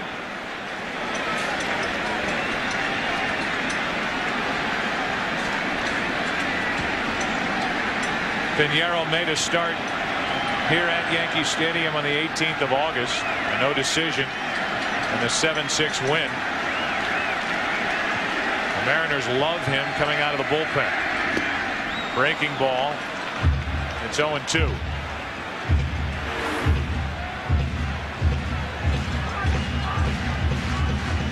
Late hard action from the young 22-year-old right-hander. Pinheiro only 6'1", listed at 6'1", 180. He can hit mid-90s on the radar gun.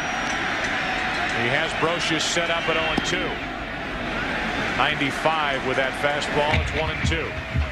Soriano waits to hit next after 3 consecutive singles by the veterans Martinez, Posada, and O'Neill, with Spencer running for O'Neill over at first.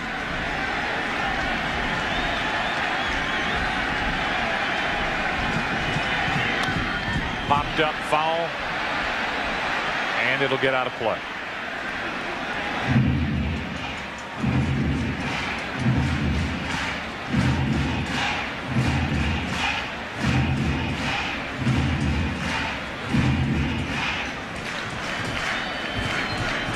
Brocious hit with the bases loaded in last night's 6th inning and bounced into a 4-6-3 double play. That kept the game scoreless. That was against Jeff Nelson. Now against Pinheiro. Got him on the inside corner, 1 away. What a good pitch. 94 miles an hour from the young right-hander. Just watch the reaction of the hitters against Pinheiro. Freezes Scott Brocious with an inside fastball.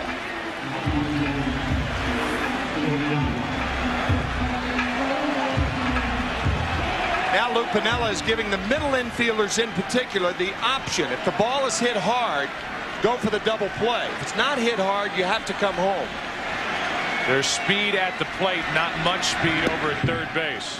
Soriano at the plate. Tino Martinez, the lead runner, over at third. Yeah, Soriano gets out of the box very well. He grounded into only 3 double plays all year.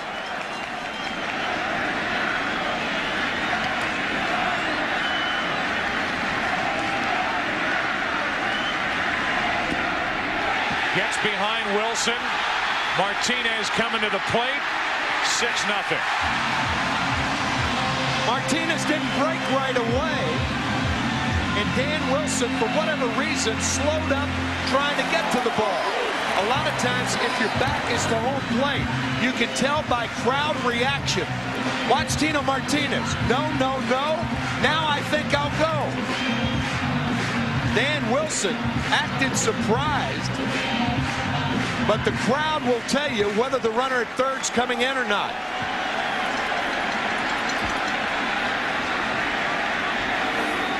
Of course, Dan Wilson with a bad lower back also. And that could have prevented him from getting down on the ball in the dirt. 2 balls and a strike on Soriano.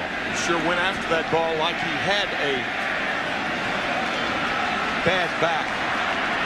Second and third, the infield back in now.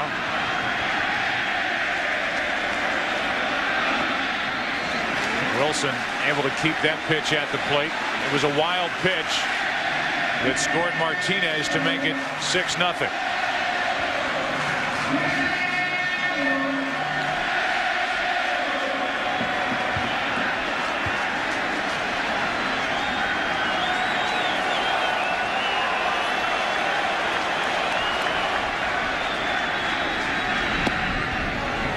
That'll load him up with 1 out. We talked to Lou Piniella before the game about that guarantee.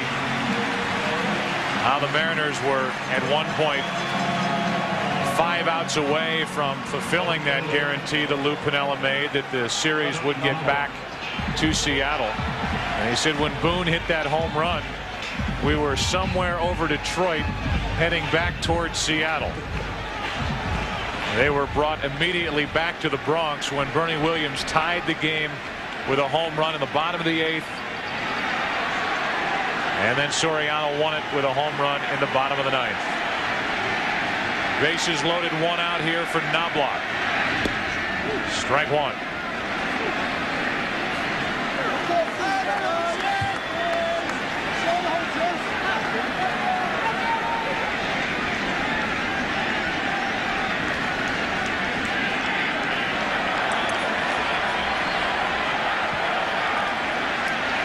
Bases loaded, 1 out. Already 6-0 New York. And it's 0-2.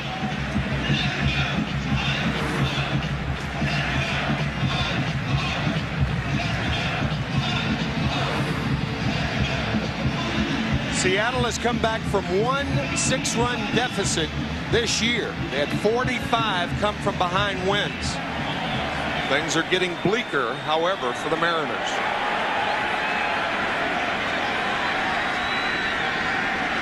Lou Piniella, who managed here for 3 years, played here for 11. A world champion player here with the Yankees, watching as Knobloch pops it up, shallow right. Out goes Boone. It drops between Boone and Buhner, and it's 7-0 Yankees.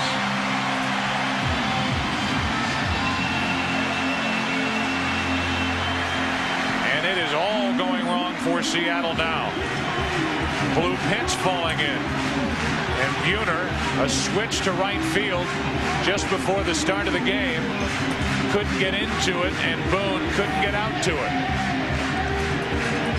Yeah, Brett Boone is playing in, realizing that Knobloch has good speed. He's playing a double play depth. It's farther for him to run. Think about this inning. A wild pitch, 2 blue hits, 1 by O'Neill, and now this by Knobloch makes it 7-0.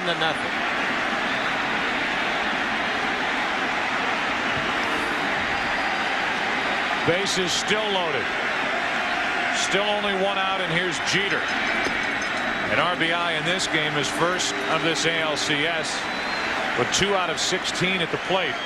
In the postseason, however, overall hitting .294.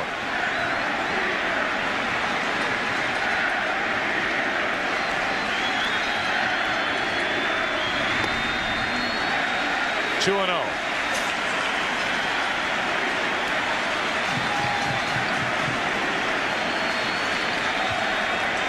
The 23-year-old right-hander Joel Pinheiro, his first career postseason experience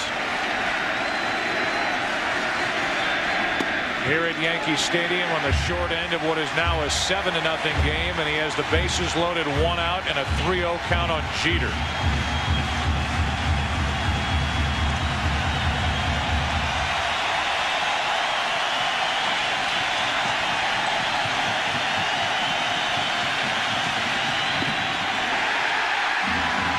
To nothing.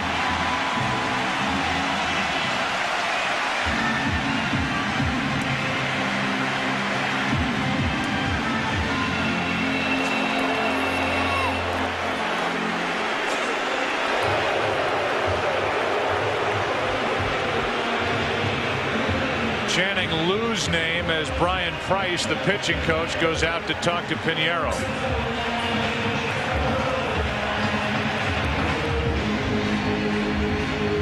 Alluding to Lou Piniella's comments about Game 6 will be played, and everybody knows. What else is he going to say? While we play here in the bottom of the 6th inning, the New York Yankees have the bases loaded, 1 out, and are 1 run shy from tying the total on the scoreboard over at Giant Stadium, where it's 9-0 Giants at the half over the Philadelphia Eagles. 3 packed houses in the stadia in New York City tonight. The Meadowlands holds 77,000.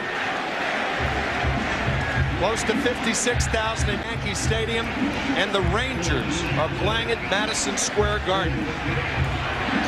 But the mayor of this city is here at Yankee Stadium.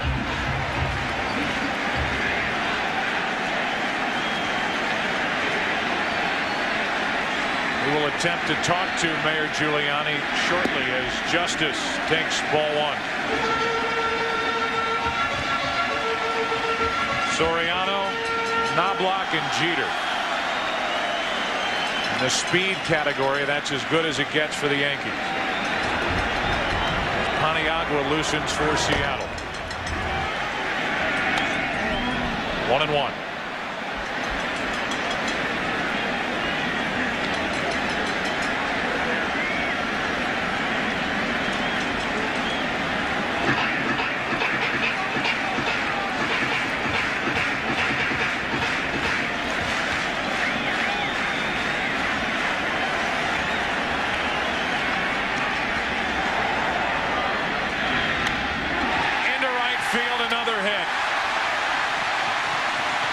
Soriano scores. They hold Knobloch. Yankees 9, Giants 9, Seattle nothing, Eagles nothing.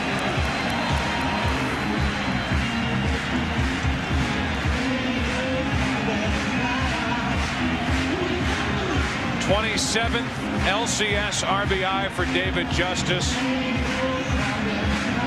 He holds the record most in LCS play, and he has 2 here tonight. Merry-go-round continues for the Yankees. And unfortunately for Seattle, so does their house of horrors. Man, nightmare. Still only one out, bases loaded, and Bernie Williams takes a strike.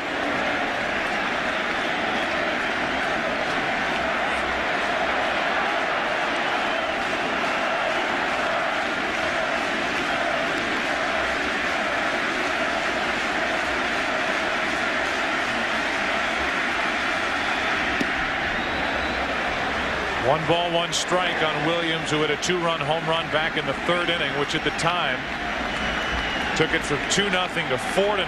Now it's 9-0 with the bases loaded, one out.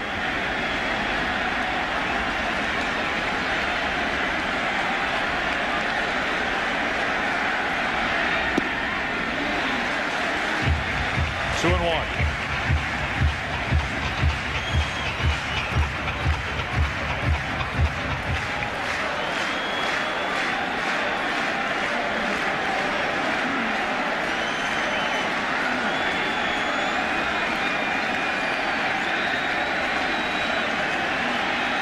The 2-1 pitch.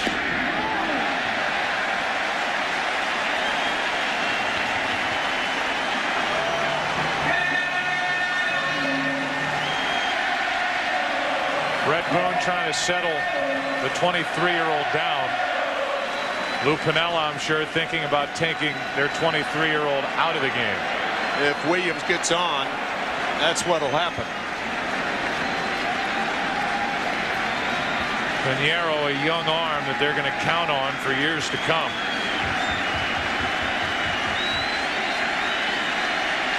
Having a rough outing here tonight out of the bullpen. Williams thought he had drawn a bases loaded walk. The count's now full, 3-2.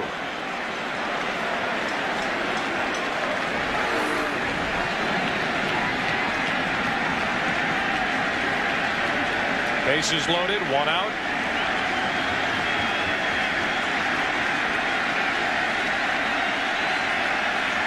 3-2 pitch. That's out of play.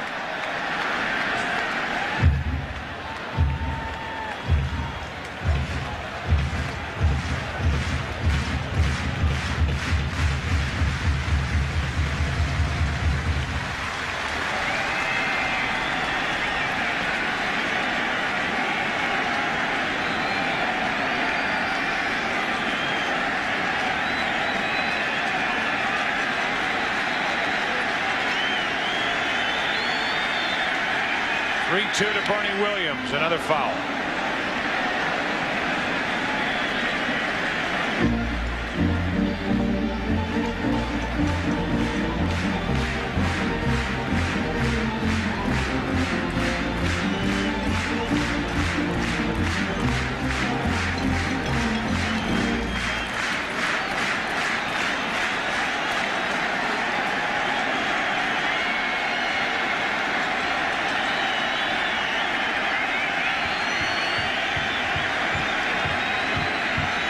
Pinheiro again.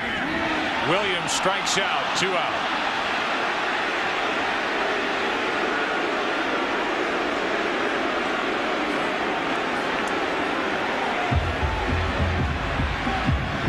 Home plate umpire John Shulock says that Bernie Williams went around close.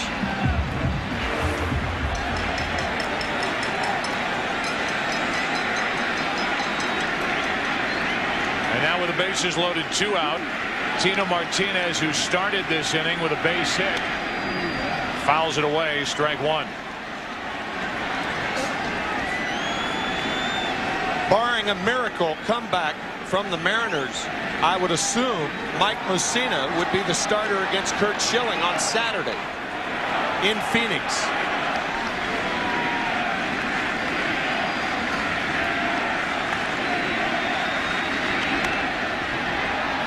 That sliced foul, 0-2, and that's really the luxury that Joe Torre and Mel Stottlemyre have had in this postseason. Wherever the wheel stopped at the end of one series, it didn't really matter who was ready to pitch to start the next series. Right. Whether it was Pettit to begin this ALCS, after the division series, which took 5 games and took 2 starts from Roger Clemens.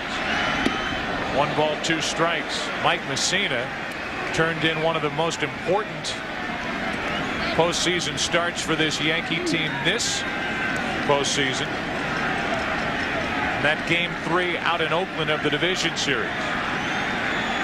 6 extra base hits for the Yankees.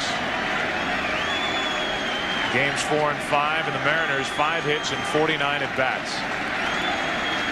1 run in 15 innings. Games 4 and 5. Here's the 1-2. Martinez strikes out, and the inning is over. But the Yankees come up with 4 more.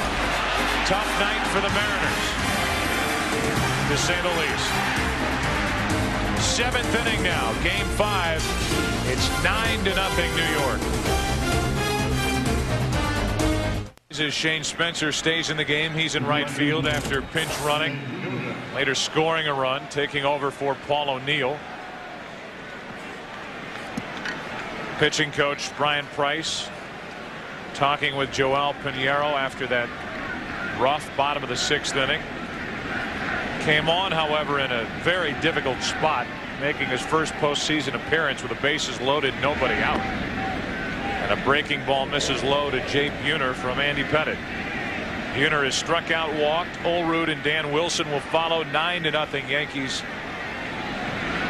here in the 7th. That's on the outside corner, a ball and a strike. It is unheard of for a player to spend as much time with one organization as Jay Buhner has done with the Seattle Mariners. We talked about it the other night. Hugely popular. And he is on here with a leadoff single in the 7th inning. Originally with the Yankees and going to the Seattle Mariners in the Ken Phelps trade 13 years ago. Here's John Olerud.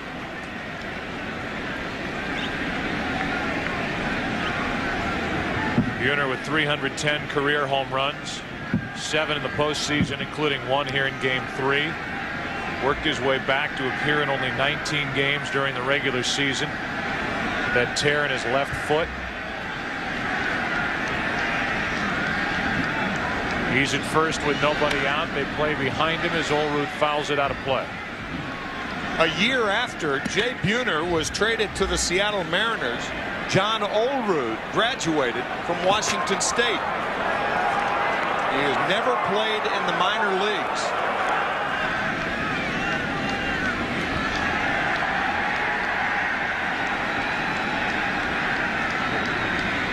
On 0-1, Olerud with a base hit into center field.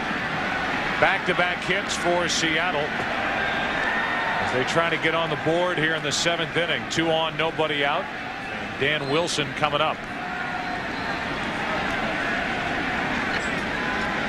I would imagine Mike Stanton would be the first reliever up tonight. And there he is. Of course, he's not up yet, is he? He's not. No.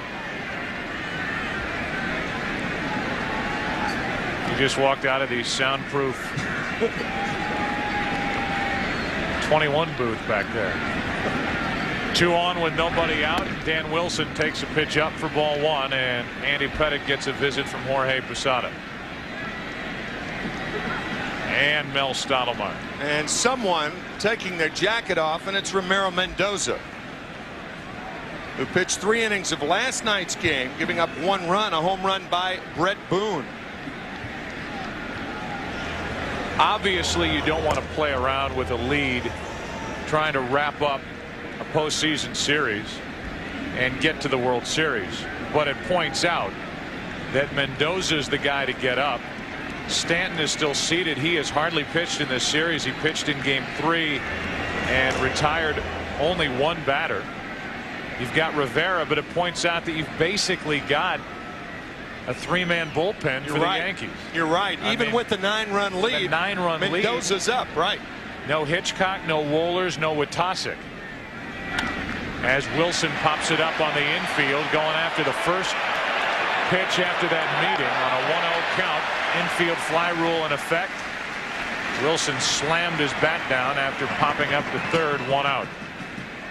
So a visit, and the first pitch after the visit, this.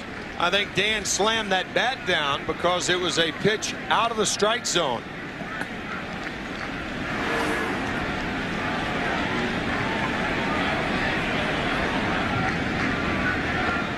Now it's Guillen. Carlos diagnosed with tuberculosis on the 28th of September, unavailable during the division series. Making his second start of this ALCS. He started game 1 against Andy Pettitte. 1 out of 6. He singled his first time up tonight. In the hole, Jeter keeps it on the infield, and the bases are loaded. Base hit for Guillen, who's 2 out of 3. Ball hitting the heel of Derek Jeter's glove, and once obviously you don't corral a ball like that, no chance to recover. You can see how Derek rolls over that left wrist. He appears to be all right with the wherewithal not to allow the full body weight to go on that left wrist. He's fine. So bases loaded, 1 out, and David Bell, who's 0 for 1 with a sacrifice bunt, is at the plate. That's a fair ball down the left field line. Buhner scores. Olerud coming to the plate to throw into second base. Wide, but nobody advances, and it's 9-2 here in the 7th. David Bell with a 2-run single down the left field line. Nicely played by Chuck Knobloch. And Torrey will not bring in Mendoza now because Ichiro is the batter. Just fair under the glove of Brocious. Buhner scoring easily, as does John Olerud. Guillen to third. And the Knobloch play. Holding Bell to first base, but the reason Andy Pettitte will be allowed to pitch to one more batter, it's lefty on lefty.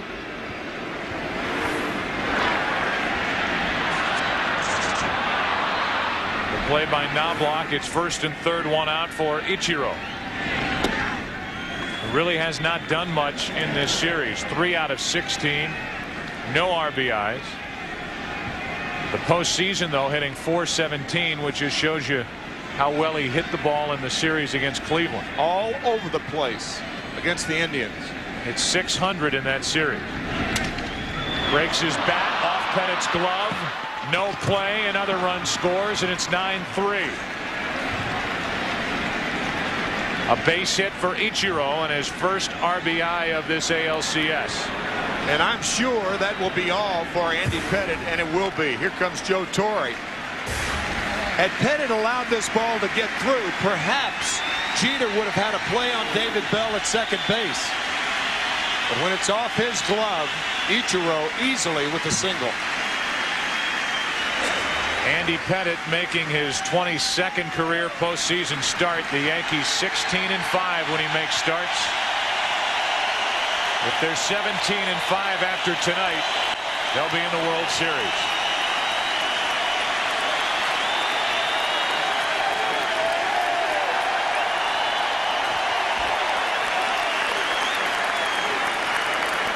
Romero Mendoza in there.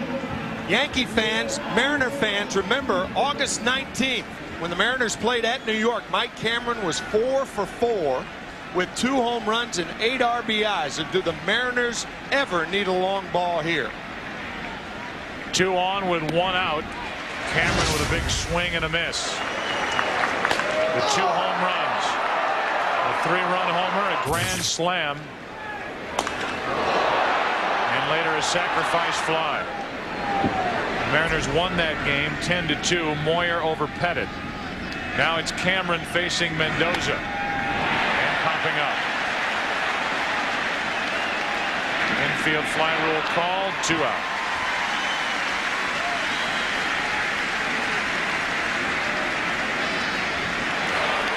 So now with 2 on, 2 out, Brett Boone will walk to the plate. In case you're wondering, the largest comeback victory, 8 runs, 1929 World Series Game 4. A's and Cubs. That's in postseason history. This would trump that. It was 9-0 at the start of this inning. Brett Boone on a breaking ball. Strike one. It was Boone's home run against Mendoza in last night's 8th inning. A 2-out solo home run, which made it 1-0 Seattle. Bottom of the inning, Bernie Williams tied it with a home run, and then Soriano's home run won it. Talked to Boone before the game. He didn't think he got enough of it to get it out.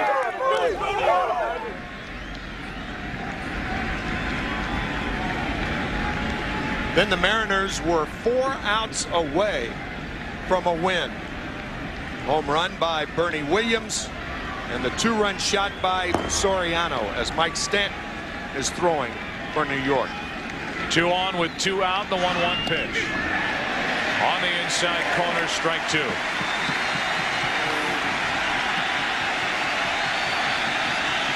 Brett Boone frozen by the breaking ball.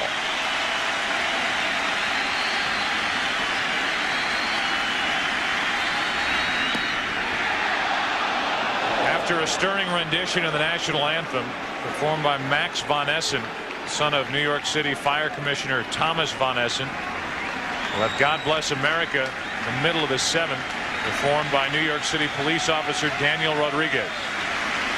2 on, 2 out, 2 balls, 2 strikes, inning over. Tonight's game is being seen live around the world by... Welcome back to Yankee Stadium. Our Nissan game summary as we move to the bottom of the 7th inning. Yankees trying to clinch tonight. They lead at 9-3. Andy Pettitte made the start. 4 runs allowed in 14 1/3 innings in this series. Bernie Williams, his 3rd straight game with a home run. First time that's happened in ALCS history. And with a win tonight, the Yankees advance to their 4th straight World Series. Leading it off is Jorge Posada.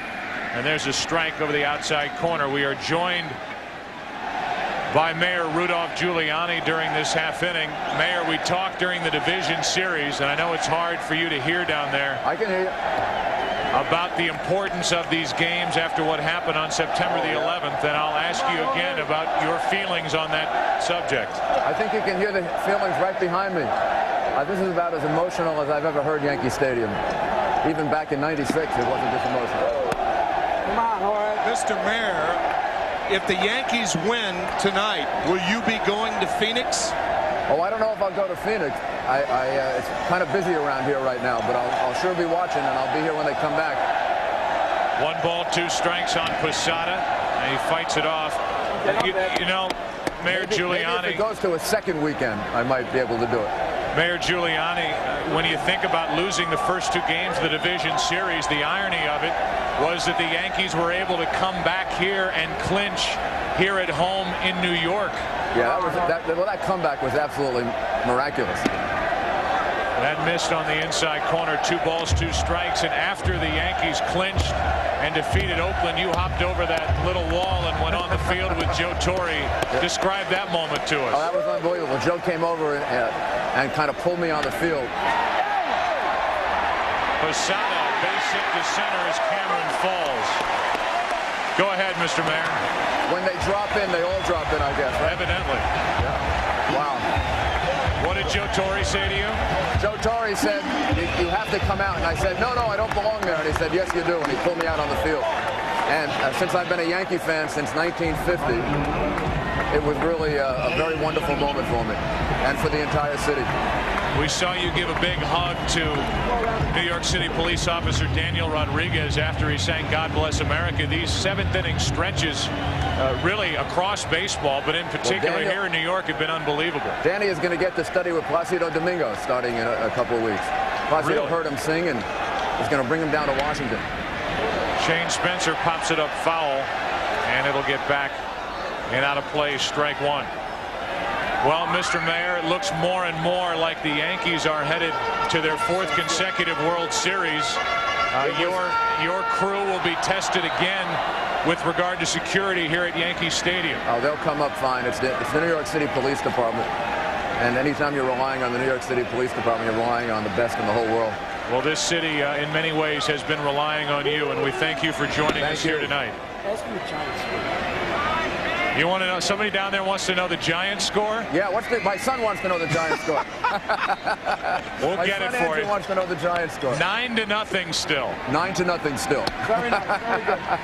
All right, we've got that taken care of. We'll say goodbye. Great sports city. Absolutely. Thank you. Good luck. All right, that's Mayor Giuliani here in the 7th inning, bottom half, as Spencer strikes out.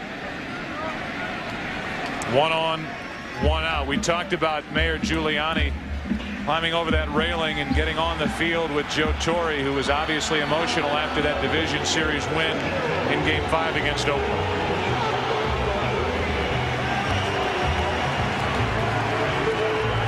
That moment for any fan, a lifelong fan of the New York Yankees, Mayor Giuliani, the job that he has done has earned the respect of everyone in this city. And we've made mention of the fact that when he gets up and leaves his seat down there by the dugout or comes back down to his seat by the dugout, he gets a standing ovation from those around that area, and it grows really throughout this entire stadium. 1 on, 1 out, no balls, 1 strike.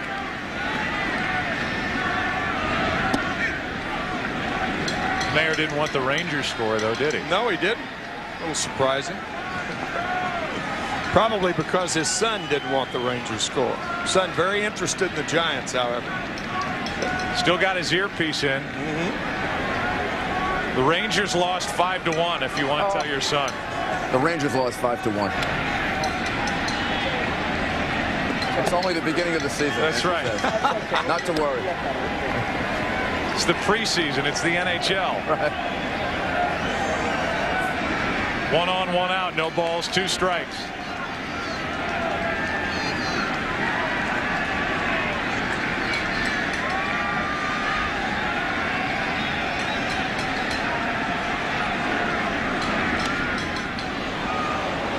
Foul ball back in the direction of those seats. Is Mayor Giuliani still wearing that earpiece? I'm still wearing it.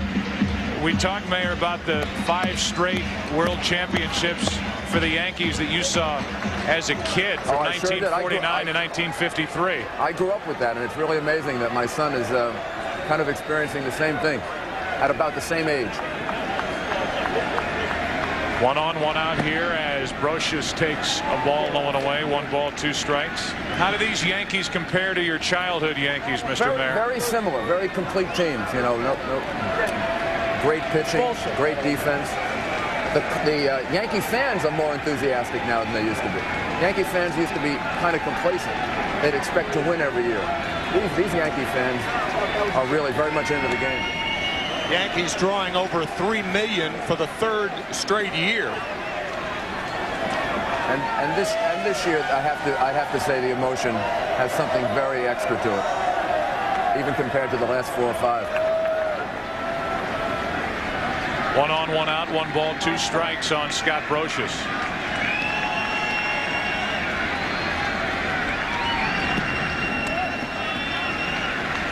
Now 2 balls, 2 strikes.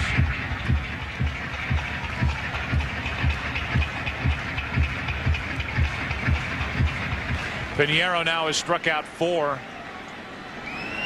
And he deals with Brocious with a runner at first and 1 out here in the 7th inning. So you see the flashes of brilliance from Pinheiro with his, as Tim said, electric stuff. You see the American flag all over this ballpark. As we saw with our trips around both the American and National Leagues after that 6-day layoff after the tragedies of September 11th, whether it was here at Yankee Stadium or any ballpark, any football stadium, any hockey arena, any basketball arena, you name it, across this country. As Brocious hits it hard into left. Ichiro plays it off the wall. Going to 3rd is Posada. Into 2nd with a double is Brocious. And it's 2nd and 3rd with 1 out here in the 7th inning with a 9-3 Yankee lead. Scott Brocious, we mentioned, doubled in Game 2, double in a run, a key hit. Posada forced to stop at 3rd base. When the baseball schedule came out earlier, tonight was scheduled to be an off night.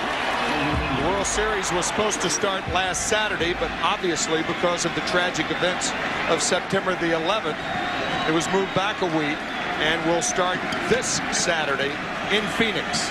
Here is Soriano with the infield in, and that's a ball inside. This is, if it is indeed the last game of the season for this Seattle Mariners team, a painful and frustrating way for a tremendous season to come to an end for Lou Piniella's team, which won 116 games during the regular season.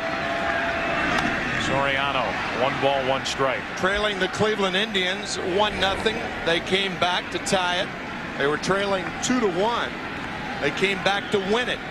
But then they lost the first 2 at Safeco Field. The 116 victories for the 1906 Cubs. They lost the World Series that year to the White Sox. 114 wins in 1998 for the Yankees, and they swept the Padres that year. We appreciate those who wait to bring us all our late local news, which is coming up immediately following this game. Runners on at second and third, 1 out, 1 ball, 2 strikes on Soriano.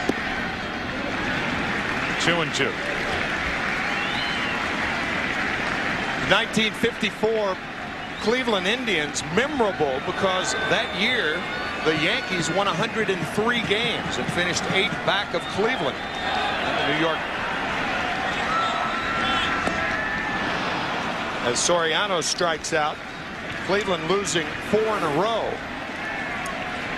in the World Series. 5th strikeout for Pinheiro, and it's second and third with 2 out.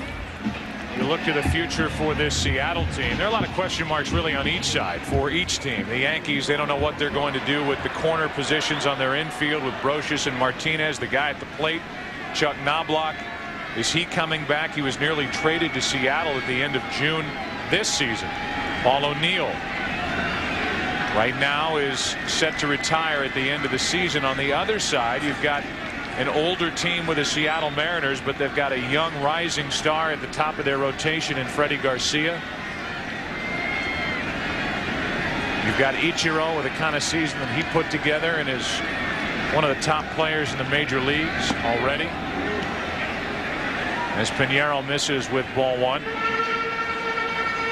Had a quick look at Stan Javier, and it's worth repeating. If this is the final game for the Mariners this season, it is the final game in the major league career for Stan Javier, who came up in 1984 with the Yankees, and again is a classy ball player who has had a terrific career, including a world championship with Oakland back in 1989. And has perhaps had the best series against the Yankees. It was his 2-run home run in game 2. You may remember the catch in game 3 that saved a home run. Played for 9 different teams. As Joe said, started his career here with the Yankees in '84. Runners on at second and third, 2 out, 1 ball, 1 strike on Knobloch. To the left side for Bell. And the inning comes to a close. So 2 hits, but no damage done. We go to the 8th inning here in game 5. Yankees on top, 9-3. It's been a frustrating night at the end of what may be a frustrating series for Edgar Martinez, barring a big comeback here in the last 2 innings. 9-3. The Yankees lead, and Edgar Martinez has lined out 3 times. And now he has a bat shatter as he grounds to third. 1 out. Boy, that had a weird sound to it. Sure did. Sounded like aluminum breaking. It did.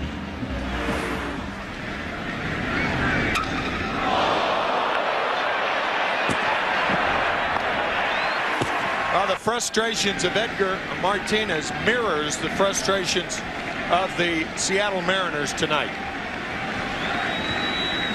So Edgar Martinez is talking to himself on that dugout bench, and who can blame him with the kind of night he has had and with the kind of series. May end 3 out of 19, no RBIs. Crowd appreciates Mendoza. He's finished, and Stanton's coming in here in the 8th.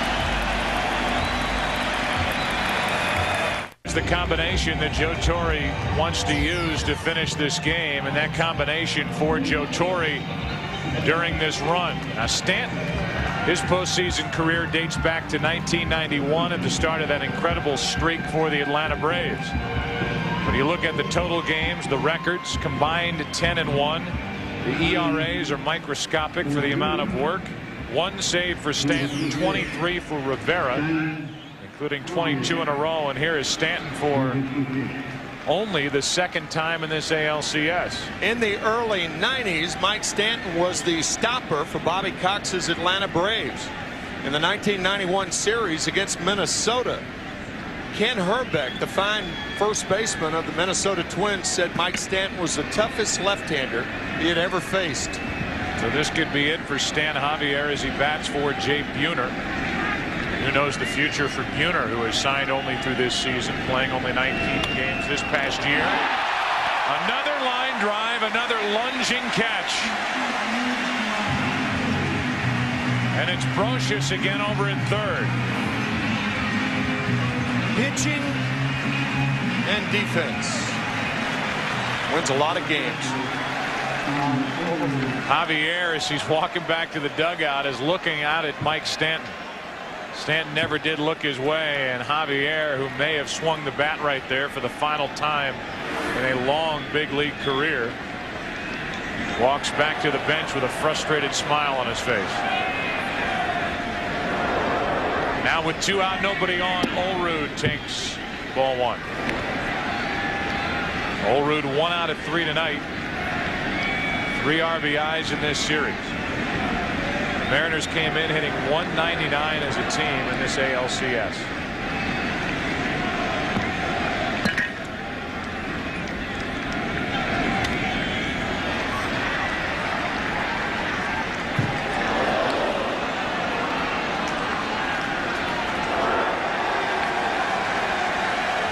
Jay Buhner, whose big league career started here with the Yankees, made his name with the Seattle Mariners.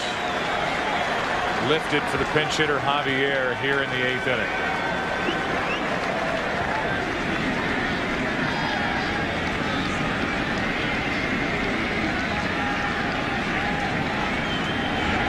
Two veteran teams left in the American League in this series, and without a doubt a veteran team waiting for Saturday night's start to the World Series. Want to benefit for the Arizona Diamondbacks, not only, Tim, to rest their top 2 starters and have both Johnson and Schilling ready for games 1 and 2, but to rest that entire team to build up to that Saturday's game 1. Well, particularly the first 2 starters, Johnson and Schilling. 3 balls and a strike on Olerud. Up next, if they do face the Yankees in their careers against the Yankees, Schilling 7 games, a record of 1 and 2. Randy Johnson 21 games, 8 and 7, big ERAs. Schilling most of that during interleague play while with Philadelphia. And now as Olerud draws a 2-out walk, we hear from Jay Buhner about how he hoped and still hopes this season will end. It's just been a magical year for us all year long. I think it's hopefully it'll end the way it should end, scripted. It should go all the way. Magical year, 116 wins, World Series. I think in order for us to get the respect that we really need and we deserve, we're going to have to win the World Series. Right now they're going to have to come back from a 6-run deficit in the 8th inning against 2 of the best postseason relievers in the last 20 years. As Wilson gets it off the end of the bat, Bernie Williams hauls it in, and we go to the bottom of the 8th inning here at Yankee Stadium. Yankees bat, they lead at 9-3.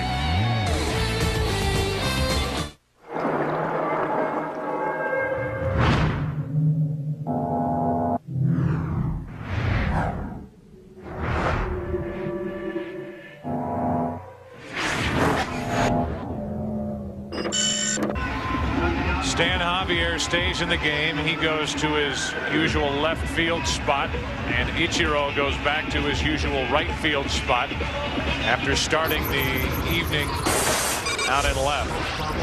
Most world championships, the Yankees lead the other major sports. The Canadians in hockey, Celtics in the NBA, and the Packers in the NFL.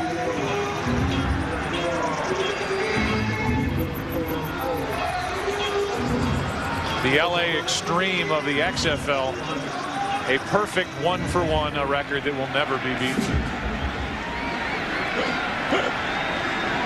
Here's Jose Paniagua, fourth pitcher of the night for Seattle.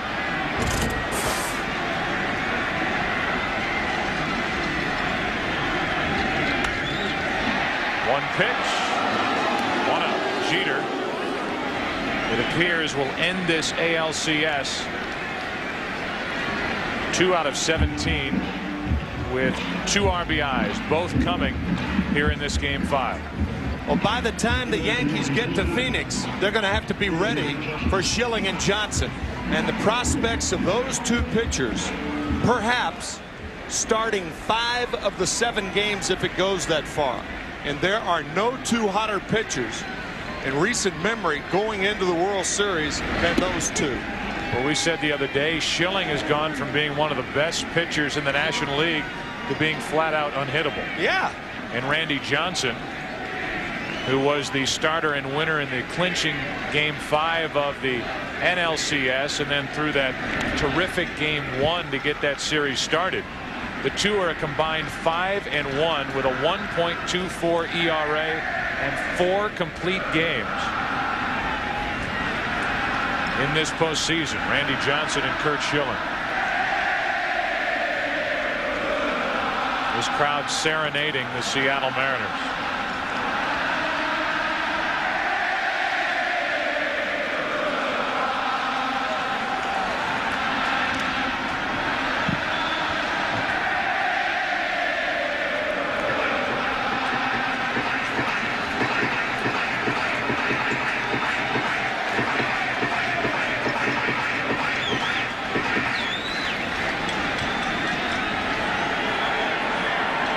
Teasing Lou Piniella now after that post game 2 declaration that the series would get back to Seattle. Boy, did these Yankee fans love Lou Piniella when he wore the Yankee pinstripes. As a player, as a manager, he broadcast for the Yankees. Justice. The glove of David Bell, and David Justice is on with 1 out.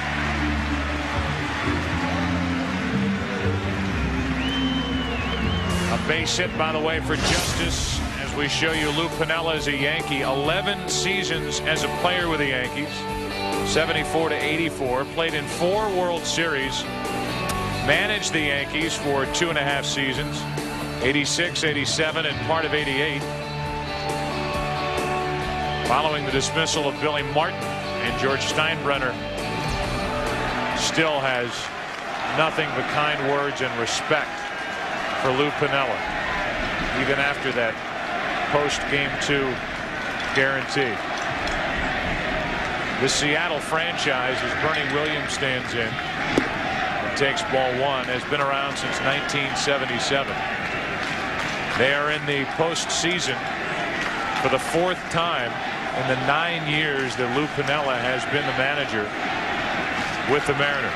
95, 97 last year, losing to the Yankees in the ALCS, and on the verge of doing it again this year. 1-1 on Bernie Williams.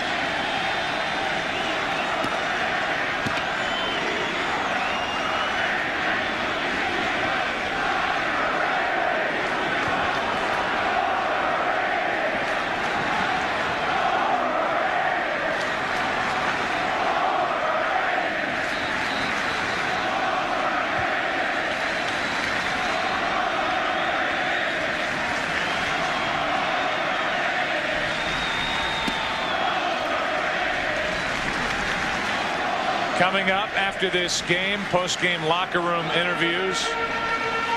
followed by your late local news.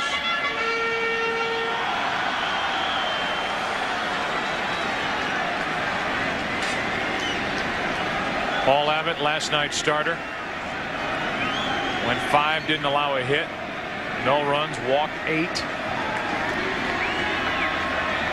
Different type game here tonight. 9-3 as that one gets away from Wilson, and David Justice on ball 3 goes down to second on a wild pitch.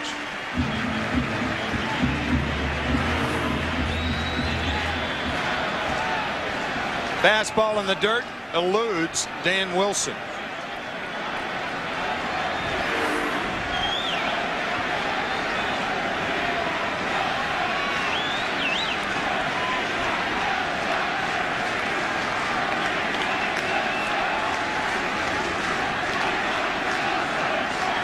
The crowd chanting, "We want Nelson."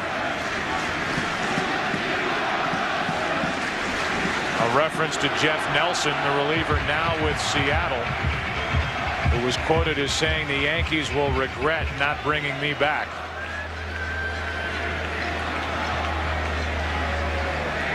That chant is losing its steam. 3 balls and a strike on Bernie Williams. And that walk puts 2 on with 1 out.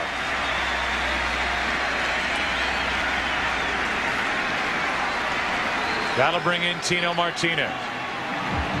I know we've talked about it before, Joe, but it is remarkable that the Oakland Athletics did not beat the Yankees. They win the first 2. Jeter makes the play. Posada hits the home run in game 3. Great job by Mike Mussina. And somehow, some way, the Yankees come back and win 2 more. Just winning that game.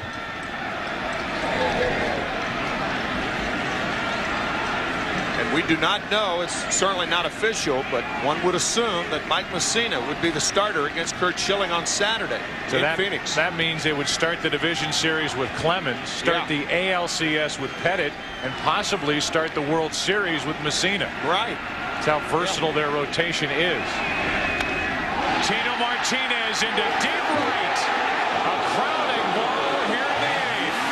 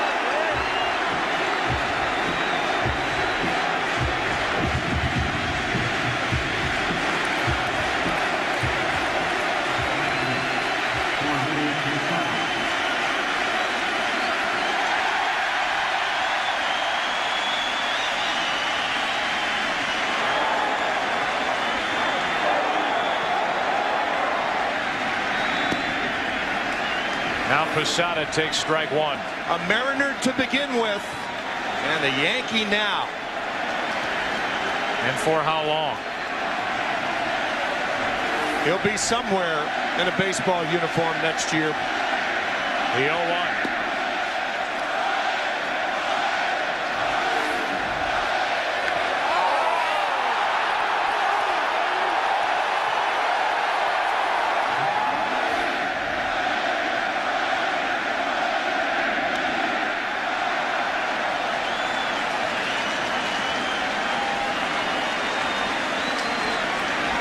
This is now a blowout, 12-3, and this crowd, nobody has left.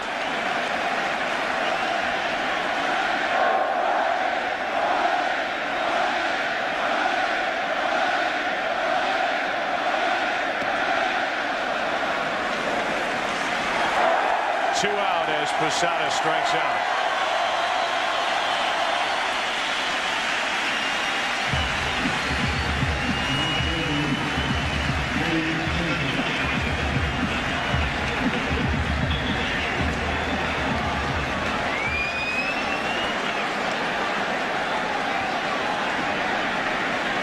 Here is Shane Spencer with 2 out, nobody on.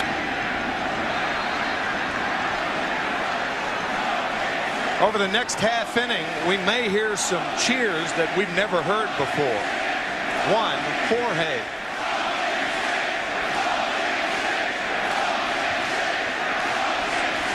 No game 6.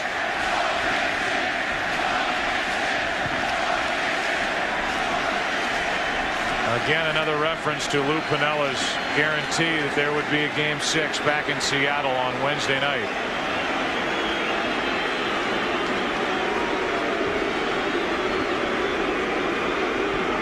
Channing Lou as Piniella watches an 0-2 pitch.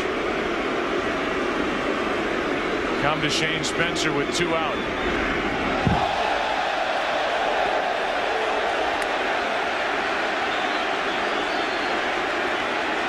Spencer just took a walk around the home plate area after this one buzzed him back behind his head, which is the last thing we need here at Yankee Stadium. And the last thing the young right-hander was trying to do.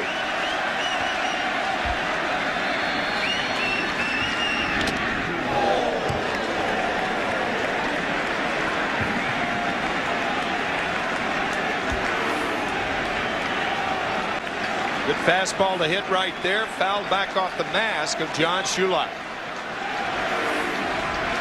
So Shane Spencer got one behind his head, and he was ready for that next pitch. Trying to get one out of here. Martinez already a 3-run home run in this 8th inning. And a 2-2 count on Shane Spencer.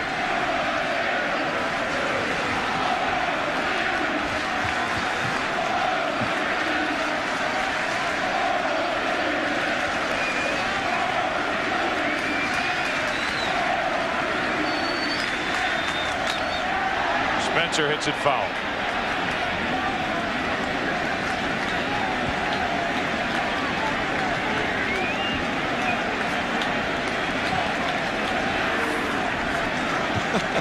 The pant leg, Tino Martinez.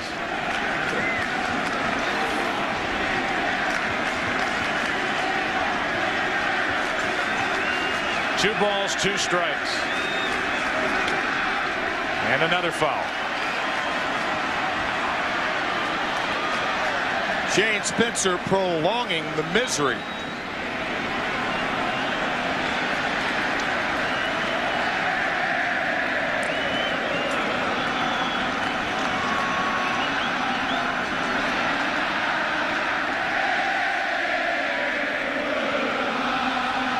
So is Paniagua. 3 balls, 2 strikes.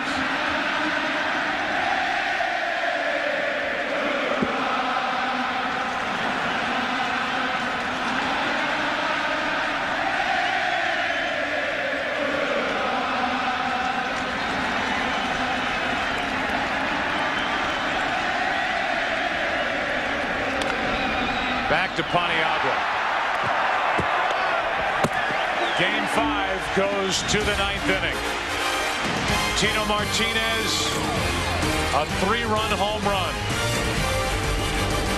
12-3 Yankees. Andy Pettitte started this game for New York, went 6 1/3, allowed 3 runs on 8 hits. Mendoza, 1 inning, 1 strikeout. Stanton, and now Rivera. Final tune-up before the World Series starts next Saturday in Phoenix. The first trip for the Arizona Diamondbacks and the 38th trip for the New York Yankees. The Yankees 13-4 since the '96 season in clinch games. Meaning a win and you advance, or a win and you have clinched the World Series. 11-0 series record all time when leading 3 games to 1. Mariano Rivera pitching with a 9-run lead. Carlos Guillen first up, 2 out of 3 tonight. Rivera pitched 1 inning last night and was the winner. Just poured in for strike 1.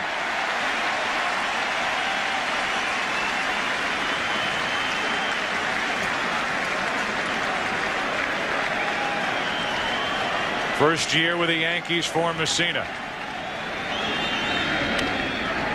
Ian Martinez, Rivera.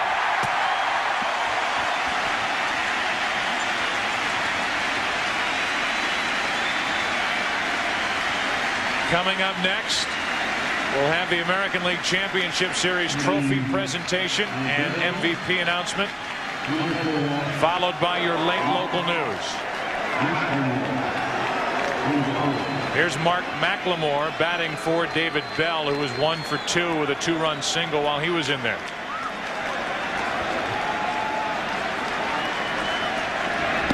Ball 1. Tim, this was supposed to be the flawed Yankee team, especially down the stretch. They had question marks surrounding this team the entire final month. As McLemore gets it past Jeter. 1 on, 1 out. And yet here is this team with supposed feet of clay stomping on 2 100-win teams in Oakland in the division series, and now trying to close out Seattle here in the ALCS. The way I see it, and this to me is not overstating it in the least bit, if the guy who just missed the ball doesn't make that play in Game 3, the Yankees don't get to the LCS. It's a hit from McLemore, and it's Ichiro. Ichiro 1 out of 4 tonight, 4 out of 17 in the series, 1 RBI.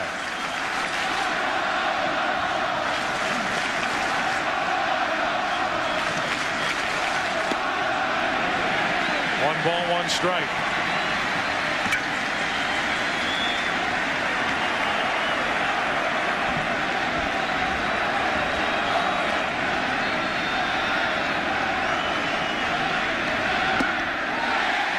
This city that has been through so much since September the 11th, and these fans cheering on the 3-time defending world champion Yankees, 2 outs away from their 4th straight trip to the World Series. 2 balls, 2 strikes on Ichiro.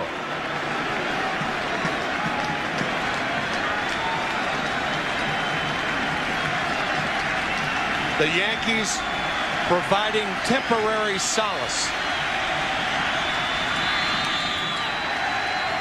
That's a foul ball.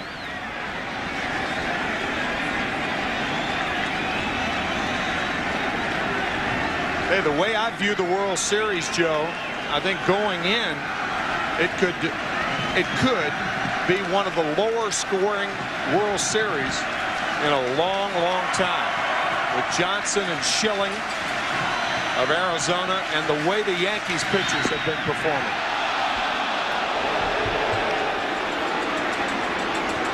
Three balls, 2 strikes on Ichiro.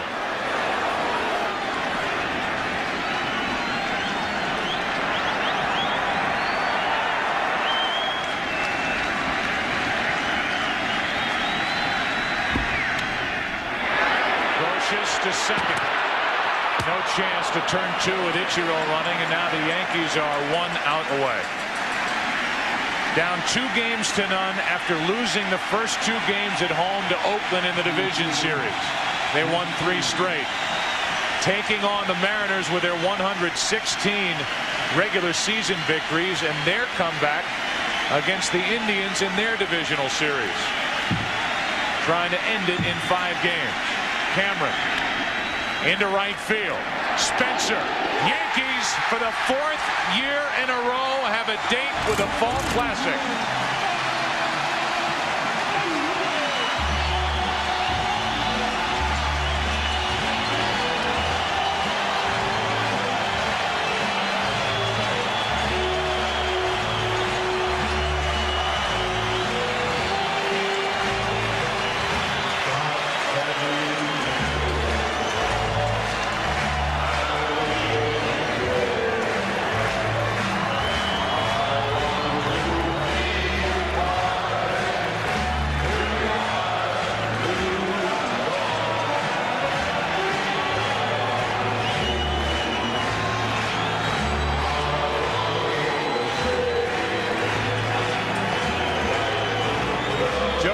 his wife, Allie.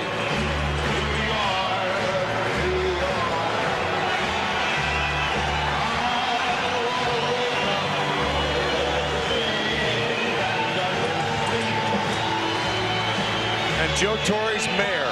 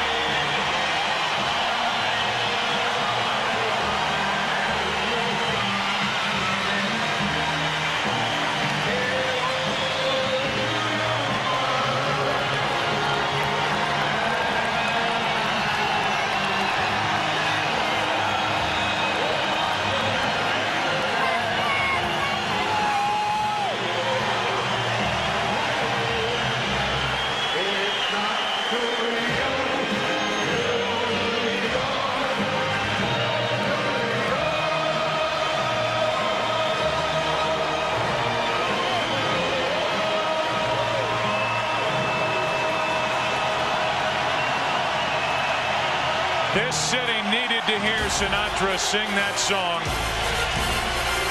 after this series. 38th American League pennant. They'll try for their 27th World Championship beginning Saturday night in Phoenix. We'll return to the Bronx after these words from your local Fox station.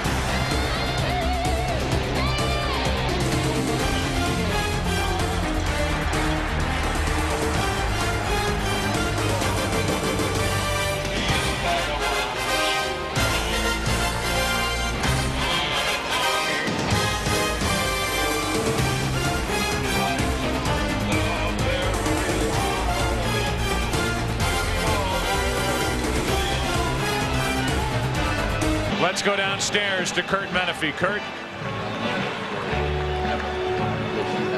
Heart came to the city. You showed what being New Yorkers is all about. God bless you.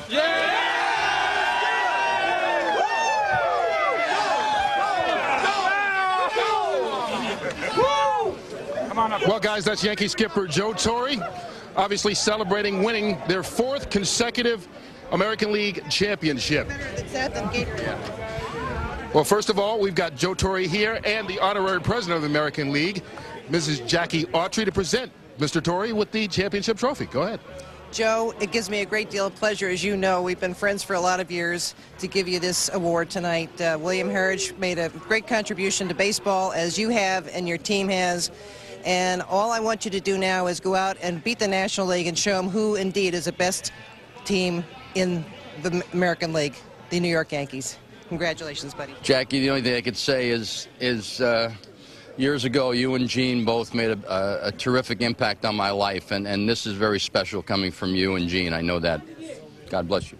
You too. Of course, Joe Torre worked for years as a broadcaster with the California Angels at that time. And first of all, let's talk about being the manager of the New York Yankees, your 4th consecutive World Series appearance. First of all, you look at this one, and I assume you can't measure one against the other, but considering that you were down 2-0, had lost both games at home. Is there a special satisfaction with this one? Well, you know, Kurt, this is the best one, and I say that every year. I hope I get a chance to say it some more. But to be down 2-0 to a club that manhandled us all year, and we went out there, and Mike Mussina just stepped up and gave this ball club what they needed, a chance to win, and we just took it from there. Well, I know you guys wanted to keep the celebration a bit subdued, and we got a little bit of it there. And rather than having the traditional spray the champagne around, you had a toast? Well, I had a toast. It was just something that was impromptu. You know, even though we're, you know, in deference and respect for, you know, what happened on September 11th, you know, I still think this ball club deserves to celebrate, and we were just supposed to drink that thing, but I think when the 61-year-old manager got up there, they got carried away a little bit. But it was, it's very moving for me. Well, you know, usually, you know, half the city at least is always behind the Yankees this time of year, but did you feel anything special this season compared to other years because of September 11th? Well, there's no question. I mean, you know, we're not the same. I'm not sure we'll ever be the same. But this city, what it went through, what it's fighting back from, and how they pulled together, you know, to me, the NY on our cap represented more than baseball fans. And this city needed something like this. We needed something like this. And, you know, hopefully, you know, we can entertain them a little bit more. Well, you have to be pleased with the performance of your team going up against the only two teams that won 100 games this year and coming back from behind to do it. Well, you know, in all respect to Cleveland, you know, we had a feeling that these two ball clubs, because they were so hot all year, especially in the second half, that if we were going to get to the World Series, we were going to have to beat both of them. And I'll tell you, I want to congratulate Lou Piniella on breaking our record. I mean, it's something he should be very proud of. His ball club played hard, and, you know, it's just one of those things, but I think it was a great year for him, and I'm, of course, happy for us. Looking ahead to the Diamondbacks, you know who's going to start game one yet? One of our pitchers. I'm not sure who. All right, well, we've got one pitcher standing beside us who is going to get another piece of hardware. Miss Autry again. Andy, it gives me a great deal of pleasure to give you this award on behalf of the American League for your outstanding performance. You've certainly pitched very well in the All-Star and the games that you've participated in here. And we congratulate you and wish you the best of luck in the World Series, and go out and beat the competition and the National League and show them that you're the best. Thank you. Thank you very much. I appreciate it. Andy Pettitte, American League Series MVP. And first of all, talk about your performance.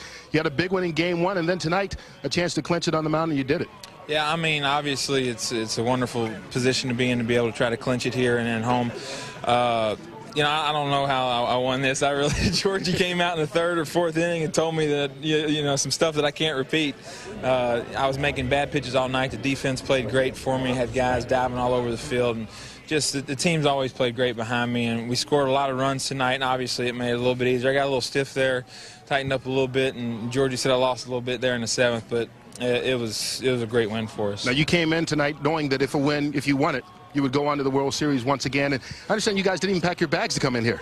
No, we wanted to be confident. You know, we really felt like that we'd be able to get it done tonight. We didn't want to go back out to Seattle. And, you know, the guys obviously just played great, scored some runs, we swung the bats great tonight, and it's a great win for us. Different hero every night for you. Knobloch one night, Soriano last night.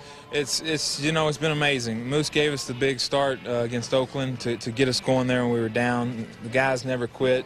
This is just great for the city, man. You know, the fans were awesome they've been awesome throughout the playoffs, and, you know, this is just, all this right now is for the city. It's wonderful. Well, congratulations again for you, too. All right, thank you. All right, that's ALCS MVP Andy Pettitte. We'll be back with more key players from the locker room, but right now, we send it up to Joe Buck. All right, Kurt, thank you very much. Well, congratulations to Andy Pettitte, and is there any doubt as to why Joe Torre has done the job that he has done here in New York? Hearing his words, a man from Marine Park in Brooklyn, means a lot to a New Yorker. Back in just a moment. Earlier, we caught the tail end of Joe Torre's toast to his team. Here it is in its entirety. I have no idea what I'm going to say, but I'm going to try it. Guys, I have never been prouder of a group of men in my life. Whatever motivated us, I know the NY in your cap did a great deal of it because of what went on September 11th. But to be down 0-2 to one of the best clubs in Major League Baseball, and to never, never, never doubt yourself. There's nothing that could ever buy that for you, boys. I want to tell you that right now. I am so proud. You are, and I've had some championship clubs. I haven't done this for a long time in my life, but this ball club will be remembered by me forever because you had heart as big as this city, and you showed what being New Yorkers is all about. God bless you. Well, back here in the Yankee clubhouse where we've got shortstop Derek Jeter, and I know, Derek, we ask you this every year, but, 5 American League championships in your 6-year career. How lucky are you? Well, we're real fortunate. I mean, this group of guys we have here are unbelievable. I mean, I think a lot of people counted us out except the 25 guys we have here in the locker room when we were down 2 games to Oakland. We beat a great Oakland team, and then Seattle, the best team in baseball during the regular season. We were able to beat them, so it's a special group. I know you like to spread the credit around, but you got to take a look and say, when you were down 2 games to none in Game 3 against Oakland, you make what's now known as the play. That single-handedly may have gotten you into the World Series. Well, you need all 25 guys because, that was a big play in that series, and then I didn't show up for this series, and then some other guys were able to pick us up. So, it's a situation where you need everyone. There's a different hero every night, and fortunately for us, we have 25 heroes. I know you're one of the guys who lives in the city of New York, and talk about how special this is for New York considering everything that happened September 11th. It's huge. I mean, you look at the crowd or listen to the crowd. It's been the most energetic crowd I think I've experienced here in the 6 years, and they're cheering for us. And everywhere you go on the streets, people are telling that they want us to win it for the city of New York. So hopefully we can go out there and win 4 more games for them. You look forward to facing Randy Johnson and Curt Schilling? Well, we're excited. I mean, we're 4 more wins away from where we want to be. So it's really, you want to enjoy this, but you don't want to enjoy it too much. All right, congratulations once again. All right. Derek Jeter, the Yankees, 4th straight year they are the champions of the American League. That's going to do it from here. Joe Buck, we'll talk to you later. Thank you, Kurt. Thanks for your help tonight. Tim McCarver. The Yankees head back to the World Series, and at the end of what was a magical season for the Seattle Mariners, this magical postseason ride continues for Joe Torre's group. 116 wins by the Mariners, and the Yankees have won the last 7 of 8 and head to Phoenix later on this week. For our producer, Michael Weissman, our director, Bill Webb, for Aaron Stoikov down in the truck, for Eric Billigmeyer, Steve Horn here in the booth, Dave Hill. So many of the people who help bring you these games. We continue on to Phoenix for Saturday night. For Tim McCarver and Kurt Menefee, I'm Joe Buck. For more information on tonight's game and for the latest information on Major League Baseball, go to foxsports.com. We say so long from Yankee Stadium. The 2001 World Series begins Saturday night in Phoenix as the 26-time world champion Yankees meet the Arizona Diamondbacks. It all begins at 7:30 Eastern, 4:30 Pacific. You've been watching coverage of the Major League Baseball playoffs on Fox. This is your home for the 2001 World Series, and we'll talk to you on Saturday night.